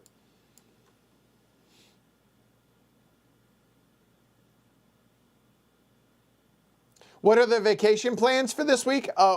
We have a rental place we got at on the Cape. It sounds so highbrow. We're going to the Cape for the week. It's not at all. It's off season. It's February on the Cape. The weather's crap. I will say, we're supposed to hit 60 today. Unseasonably warm. But it's supposed to rain and snow while we're there too. So we're not going to the beach. We're just going to get away. It's kind of a home away from home. It's not our home. I'm just saying it's like a place we rented with the kids, and, you know, just get away and like go walk on the beach with the kids, you know, around the weather, and go to P-Town and check out artist colony stuff, and just that's all. Just getting away and hanging out with Jess and the kids. And I'm really, really grateful to be a part of that and excited for the first legit family vacation. Really excited about that. Thanks for asking, Board Game Trucker. Current video game competing with heavy cardboard time. Days Gone. Problem I'm having with Days Gone is it just feels a little repetitive. But I love RPGs. Those are my favorite. I think I'm going to bring Last of Us on the trip, on the vacation. So when the kids are like in bed or whatever, I think I'm going to mix in some Last of Us to finally be able to play Last of Us 2 and Days Gone. So there you go. Also, It Takes Two with Jess. We're going to be playing a lot of that. Hopefully we finish it this week. That'd be cool. I'd like that. And the kids are playing Last of Us. Some are playing with me, some are playing with Jess, and that's fun to be able to do that with the kids. We're bringing a lot of smaller board games. We're bringing cribbage, dominoes, Uno. Don't judge. The kids love it. We're bringing Scooby-Doo, which is basically Betrayal on House on the Hill. Cribbage, right, dominoes. We're bringing The Crew and some other games as well. So we're going to be doing a lot of that stuff as well. Shrey, favorite direct interaction games? Fresh Fish, good call on that. Ginkopolis, Pax Pamir, 1st and 2nd edition, Taj Mahal, Indonesia, Quebec, sorry. Struggle of Empires, Time of Crisis, Urban Sprawl. Also, do Brass and Power Grid qualify? I would say so. That is an awesome list. Well done, Shrey. Yeah, good stuff. No, I have not been able to play with anybody from the old Heavy Cardboard crew in Colorado, unfortunately, Johnny. I have not. We miss you, Mark. Hopefully you'll be able to make it when you can. Quebec is another graphical overhaul game. There you go. That's another one. And I think it's supposed to be maybe getting picked up. Maybe. That'd be awesome. But please work on that. Can you recommend any heavy games compact enough to pack for vacation? As long as it's like at 4 or more, honestly, Bear Raid was awesome. That was fun. Help me out. Small games. PAX Premier. I would say the entire PAX series. BIOS Origins. I know, Phil Eklund, but I'm just saying, I really love the games. Those are heavy games, and those are very small, compact boxes. So help me out, Peanut Gallery, with the rest. There you go. Yeah, Quebec is getting a reprint from Spielworks in 2024. So I'm curious if that means that Thomas, God, what's his last name, is doing the artwork for that. If so, it'll be very, very muted colors. That'll be interesting to see, which is diametrically opposed to what Quebec is right now. So that'll be interesting. Twilight Struggle. Yes, you're more likely to see Imperial Struggle first, then Twilight Struggle, but yes, that'll happen. And Martin says direct interaction, Blood Rage, Inish, Komet, Welcome to Venus, Heroes of Land and Air and Sea, Dune, Dune Imperium. I don't like Dune Imperium, but that's your list. I hear you. Mission, Red Planet, Survive, Escape from Atlantis, and Star Trek Frontiers, which I believe, isn't that Mage Knight? Star Trek theme on it, I think.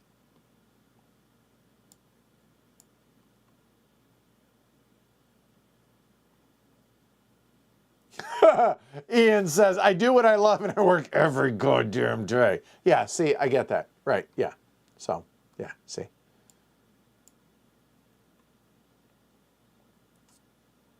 I think my story drove a lot of y'all off. I'm sorry. I apologize.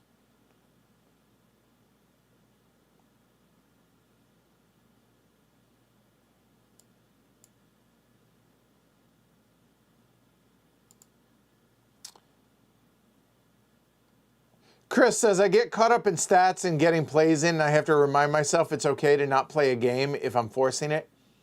That's an important thing to remember. Unless you're Murr, who Murr has, going on, what, 6-7 years, played a game every single day of his life, a board game. And he has this streak going, which is unbelievable. I tried to hit 100 days, and that was amazing. He's in the thousands. But outside of that, yeah, remember, it's okay to not play board games. You can have other hobbies. Watch a movie, play a video game, go play golf, fly a kite, whatever it may be. Go shoot pool, throw darts, play poker, whatever it is, cook, whatever it may be. Enjoy, read. God, I am powering. I would say reading is a bigger competition than video games right now. I've been churning through the Jack Reacher books, really enjoying them, and not because of the series.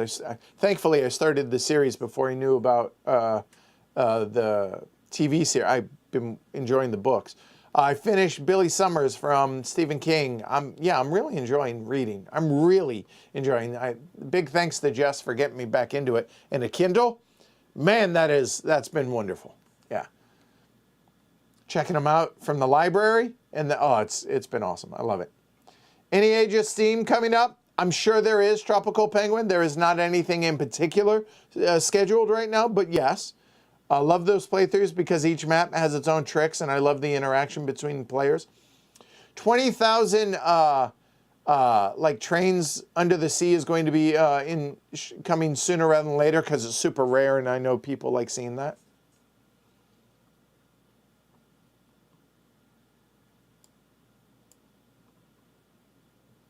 I don't think about the Cowboys game. No, the last few seconds of the Cowboy game didn't bother me. They were inept the entire game. So the last couple seconds, the fact that they didn't get that last playoff, that doesn't bother me. It's the rest of the game that bothers me. Oh no, football season's over.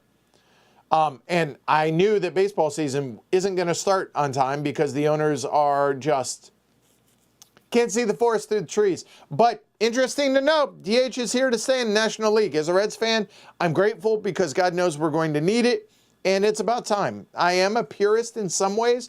I've loved the 7-inning doubleheaders. I love the runner on second and extra innings.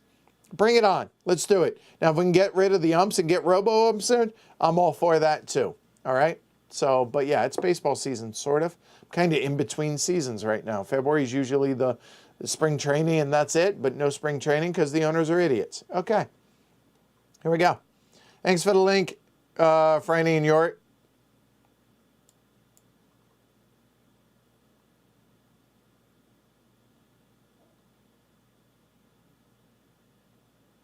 Oh, yeah, that's right. Hamilton's on Disney Plus with the original cast, which apparently it's great. I haven't seen it there, but if you get a chance to go to Broadway, I don't care what the show is. I would happily go watch it because it's so good. I love the theater.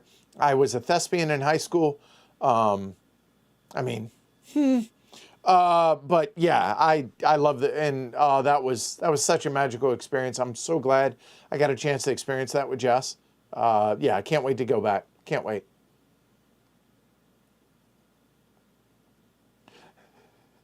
Rocky's significant other says the good doctor chimed in, i.e. his partner, and says Sarah Brightman has iffy technique. Fine.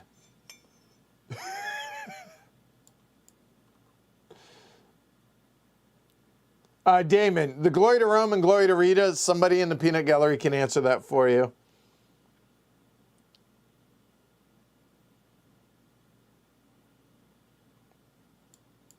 Yeah, go watch the Brides and Bribes stream. It's worth it. It's worth your time. It's entertaining, I promise.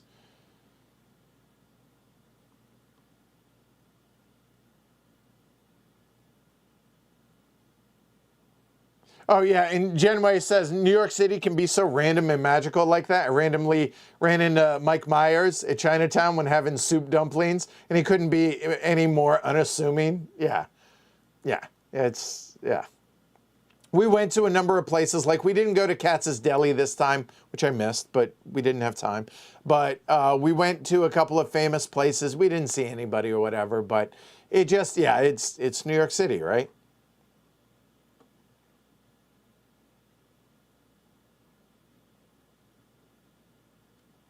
Replay a reef encounter. I could see that happening, sure.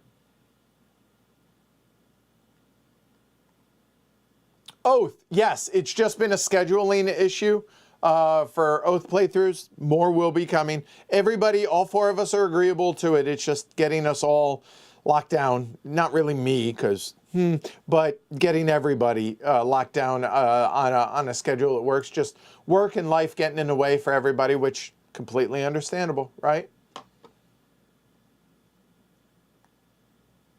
Never played Arkwright, the card game. I don't have it, so can't say. Spirit Island, don't own it, haven't played it yet. Again, co-ops, but as a solo, I'm willing to do it.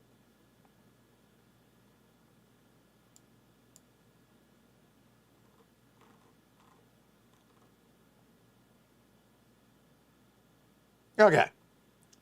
Clearly, I need to clarify something. So Tropical Penguin asks, when you say you're not into deep, long games, are you meaning we might not see any Splatter Lacerda PAX games soon on the channel? Okay. Clearly, I did a poor job of communicating this. I am still into those games. I just don't want those to be the end-all, be-all of what I play. And I went through a phase back years ago where that was really my focus solely. So, I still enjoy them.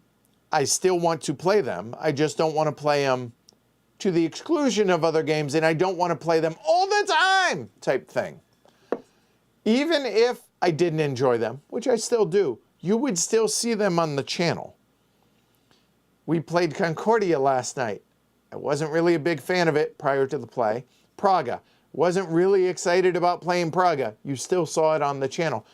Pleasantly surprised that I ended up loving Praga.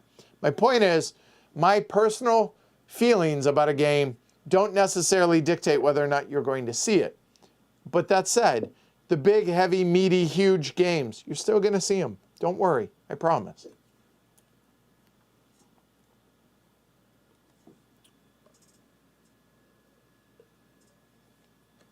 That one's dead.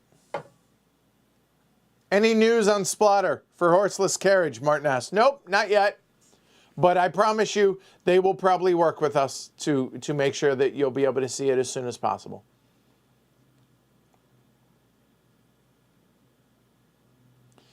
He says, I find it interesting how little information they released. Splatter. They don't need you or me. They're going to sell out no matter what they do. They don't need the promotion. They don't need to build the hype. It's Splatter. They've earned that. It's facts. But that said, and they also don't need to sell X amount of copies because they don't do this for profit. They do it out of passion. The profit's nice, obviously, sure, right? But they don't need to do this. So therefore, so it's not their priority. That said, they are very good friends. I'm sure they'll work with us. It was their idea to announce it on the channel, so I'm very fortunate that that's the case. So I'm sure that they're going to hook us up, and we'll be able to make that happen, though. Okay? Hi, Judy. Judy the Nerd Shelves. I don't recognize that handle, so welcome.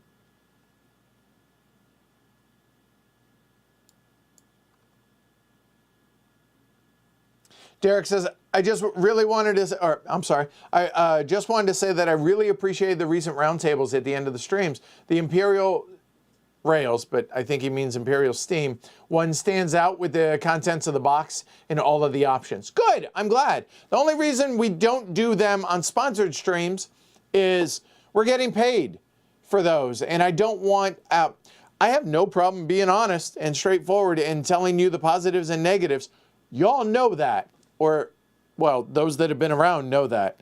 However, we elected to not do roundtables on sponsored streams because money is changing hands. So therefore, anything could have that could give the impression that our opinions are not genuine.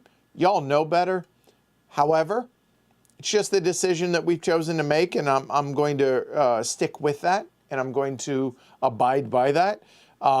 So sponsored streams, on that stream, we are not going to have a roundtable. Our patron-only streams, those tend to be a lot more with that, I guess. But honestly, I really think y'all are getting that anyways, even if it's not the quote-unquote roundtable, because y'all are seeing us interact during the game. So you kind of get that anyway, don't you? I think so. We're just not summarizing it at the end, I feel like. So, anyway. Hey, Tony Boydell's here. Hey, Tony. Hey, Edward, did I get the files for Aleph Null? I did. Me printing things and putting together print and plays is about as likely as me playing on TTS. So, I got them, but, so I appreciate it, though. Thank you, Tony.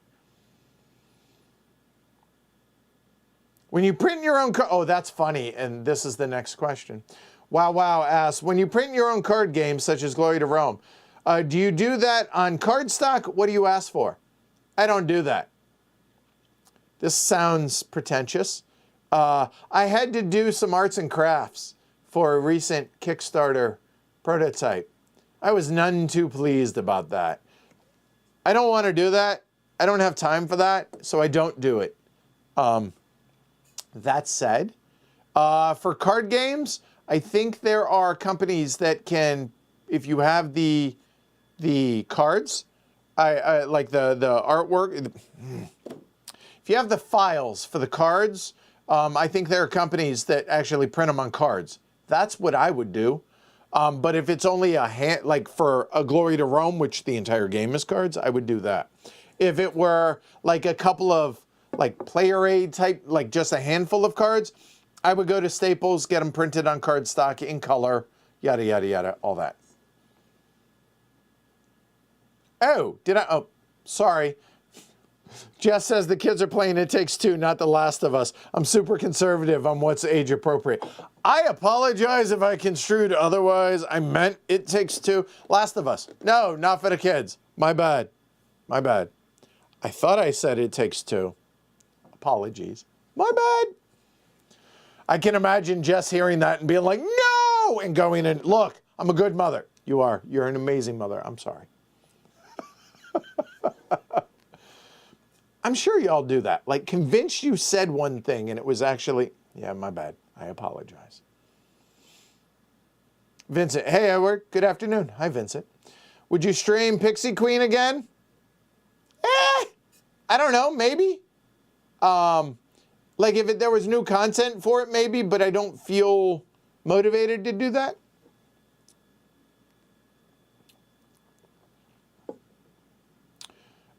Colonel Frank says, are the kids old enough to learn to truly verbalize the end of a Dominoes game? Dominoes, mother... A, they would never. Number two, I haven't played dominoes with the kids. I've only played dominoes with Jess yet. I taught her how to play, and she's taught the kids. And I did teach Jess that, number one. And number two, oh yeah. Small, Tokyo's, can't talk. Tsutsigi Market, that's another small box, heavier game. I like that, good call.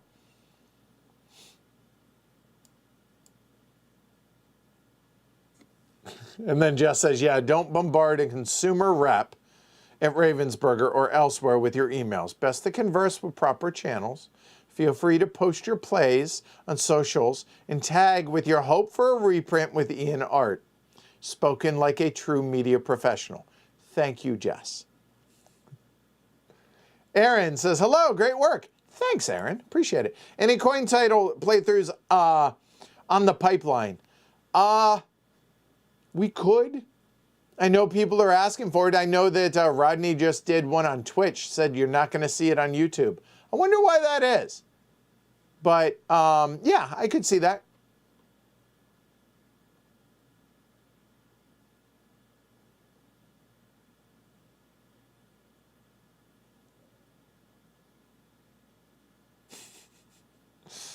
I'm almost done rereading all of the Foundation series. Tony Boydell says, nice.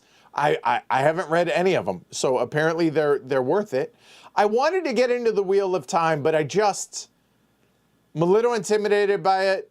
I don't know if I should.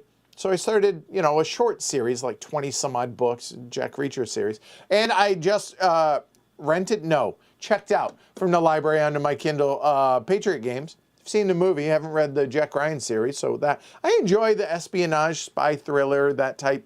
I enjoy fiction. I enjoy Stephen King. Billy Summers. It was a chore to really get into it, but once I got into it, I really enjoyed it.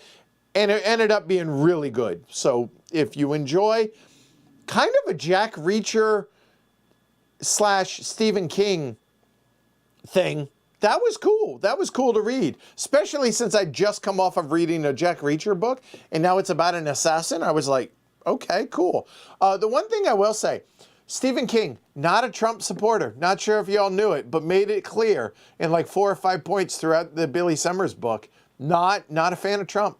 Just thought I'd throw that. He makes that clear.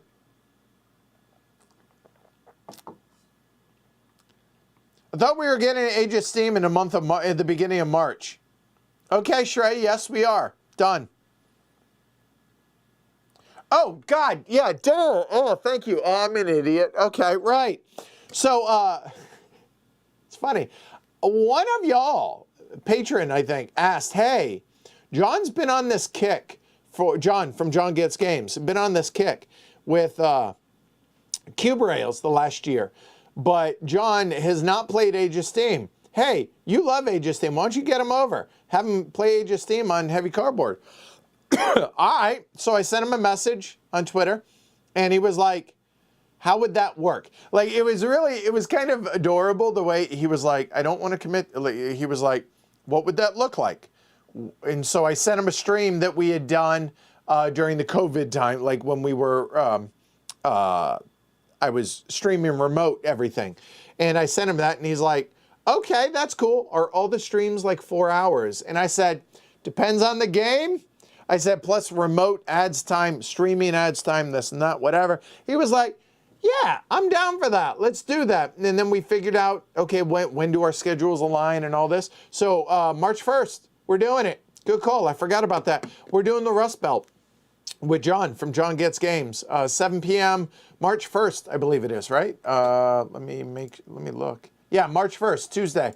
And so there's going to be 3 or 4 of us in studio and John remote, and it's going to be his first play of Age of Steam. So that's awesome. I'm excited about that. I totally spaced on that. So thank you for the reminder. Right. He even talked about it in his monthly vlog. So thank you, John, for doing your part of promoting it. I'm dropping the ball. But yeah, I'm really looking forward to that. And it's funny, like I just got a copy of Watch, the Daniel Newman game from Rio Grande. And I get games and send them on to John for various publishers and vice versa. And the copy of Watch that I just got came from John. So there you go.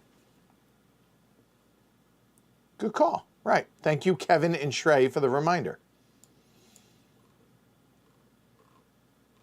All right. Now I need to be quick. Let me focus.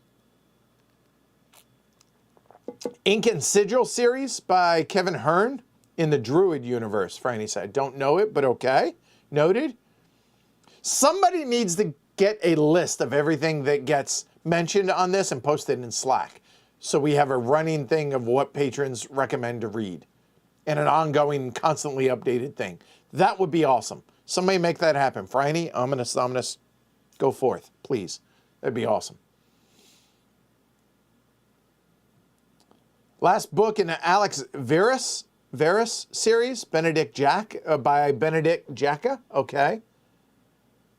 Edward, read baseball changes. No, no, no. I'm okay either way. I'm just saying, look, I've been a purist I was all anti-DH, but I'm sorry, I welcome it, so the NL's not at a disadvantage. Yes, I was a thespian in chess in high school. I also played football in high school. Lots to unpack there with the move over to the Marine. No! Look, I'm a cultured jock. What? It's fine. And yes, Jess, he is all the things. I am all the things. For good and bad. Boy, does Jess know, and God bless her patience. Did I have a look at Brotherhood and Unity yet? It's a pretty interesting 3-player game about the war in Bosnia-Herzegovina. I was there for that, so no. Brotherhood and Unity, I'm making a note. I have not, I'm sorry.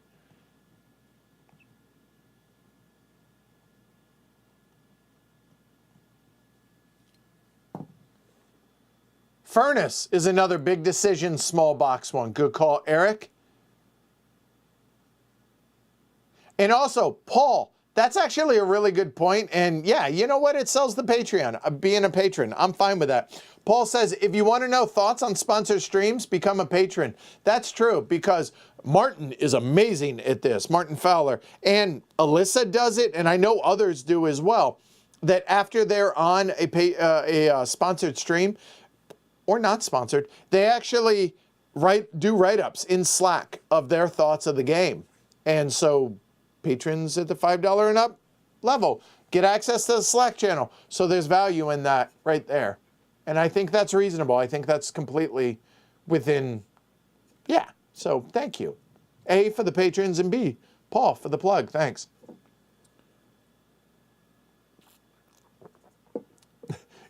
Judy earlier, Nerd Shell says, usually I just watch you play.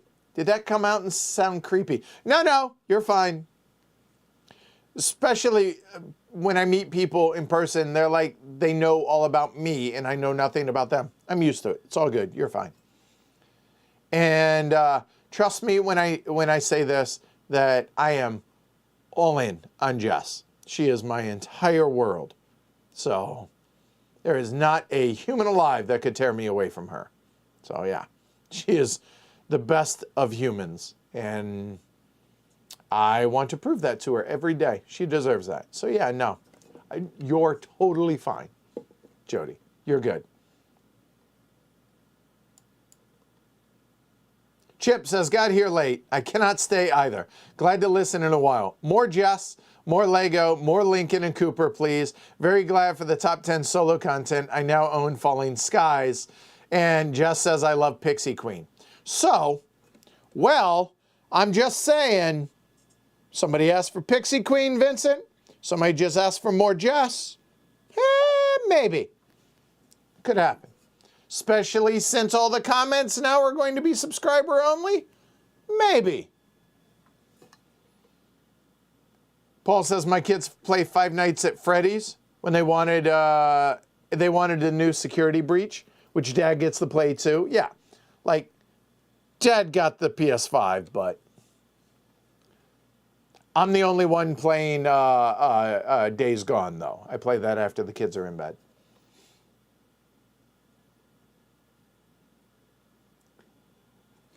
And Jess says, yes, they're old enough for a true Domino's ending. You should hear him play 31. Oh, Sarah, the youngest, beat me at Uno the other day before school one morning. She was all like, ah. She skunked me 2-0. So we played best of 3. And, oh, she let me hear it. Yeah, it was, yeah.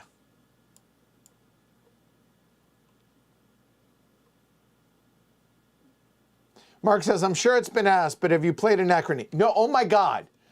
Mind Clash people, get me the new Anachrony stuff so I can get it played, please.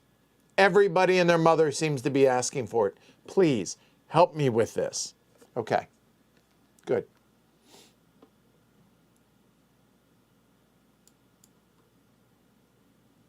Patron Book Club channel on Slack. I think that might have to happen. You're right. I like it.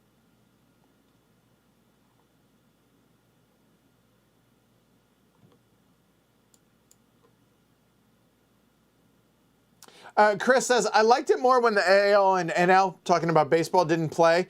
I like that too, for what it's worth. I really did. But if we're going to have interleague, then yeah. It's just an absolute disadvantage, not just in game, but for players. The NL just can't go after certain players if there's no DH. Now that the DH is universal, I think it's just a level playing field. I think that's better. I like it. Apparently, a great baseball game is William Acker's Dead Ball, according to Mark. Okay. I mean, Thematic still holds a place in my heart. It's fantastic. I love it. A lot of book suggestions. I appreciate, I appreciate that, y'all.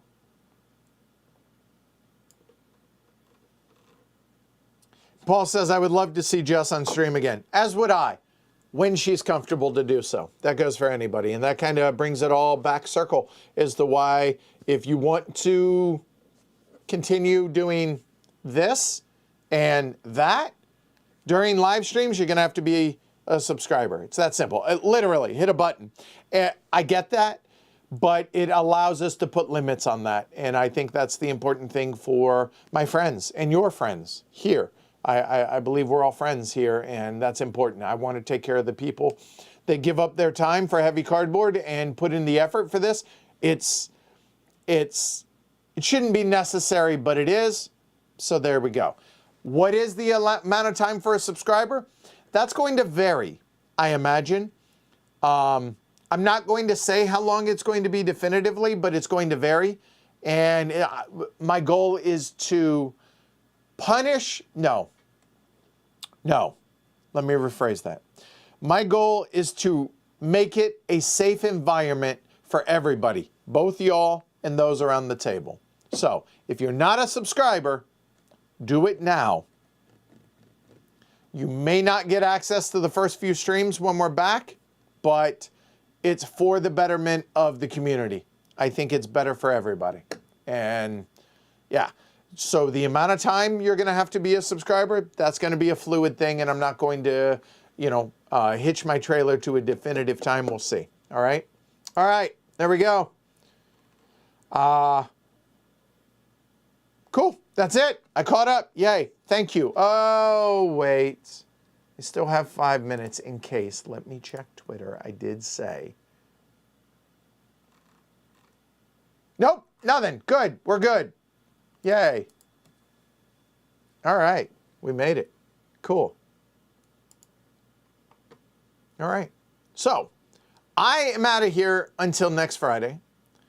And then we'll have game day. So, I'll be back. Let me get the days right. I will return to you on the final day of this month. So, February 28th. Yeah, I will be back with the weekly look ahead on the 28th. All right. So enjoy the time away. There are plenty of streams. There are plenty of podcasts for y'all to go and listen to. In the meantime, be kind to one another. Stay safe. Don't blow away, apparently, if you're in the UK or here locally, apparently. Driving the tank is going to be an interesting experience and to win. And thank you to everybody that takes the time to watch these, ask questions. Yeah, I really appreciate it. I enjoy the interactive, and even though, yes, I get it, I'm the only one talking, y'all kind of are, because I enjoy this. I really, really do. Yeah, give it a thumb. But the bigger thing, subscribe for your sake as well as ours now. And seriously, if you find value in the content that we create on Heavy Cardboard, I say it's kind of a broken record, but I feel like we do a service for y'all in both directions. Yes, glory to Rome to us, because we turn you on to so many great games. Yay, you see the games being played, you learn about these games, you see, hey, this is a game that I'm going to love playing with X, whether it's my partner, whether it's friends, whether it's myself, right, solo, whatever. So we turn you on to games that you feel confident that you're going to enjoy. Hey, maybe that's worth $1 or $2. Or on the flip side, maybe you watch a stream or you hear about a game and you're like, oh, I was looking forward to that. No, this is not going to be a good game for, again, me, myself, partner, group, whatever. And we saved you money from spending $60, $100 on a game, then if you find that's value, maybe it's worth $1 or $2. Certainly would appreciate the support over on patreon.com/HCHQ. Certainly appreciate it. Everything you do, subscribe, Patreon, spreading the word about the show. Any of that is really appreciated, and it really does help the channel. So thank you very much. And thank you to all the mods that put in the work to help make this a safe space for everybody as well, and to help provide links in the whole 9 yards. Really appreciate it. So y'all take care for the next week. I'll probably tweet stuff here or there, maybe board game related, may not. And I will see you all on February 28th. So be kind, wear your masks, especially if you're indoors. Even if you're vaccinated, we are and boosted, still do so. It's the kind thing to do. And we will see you all next week. You got it. Take care, everybody.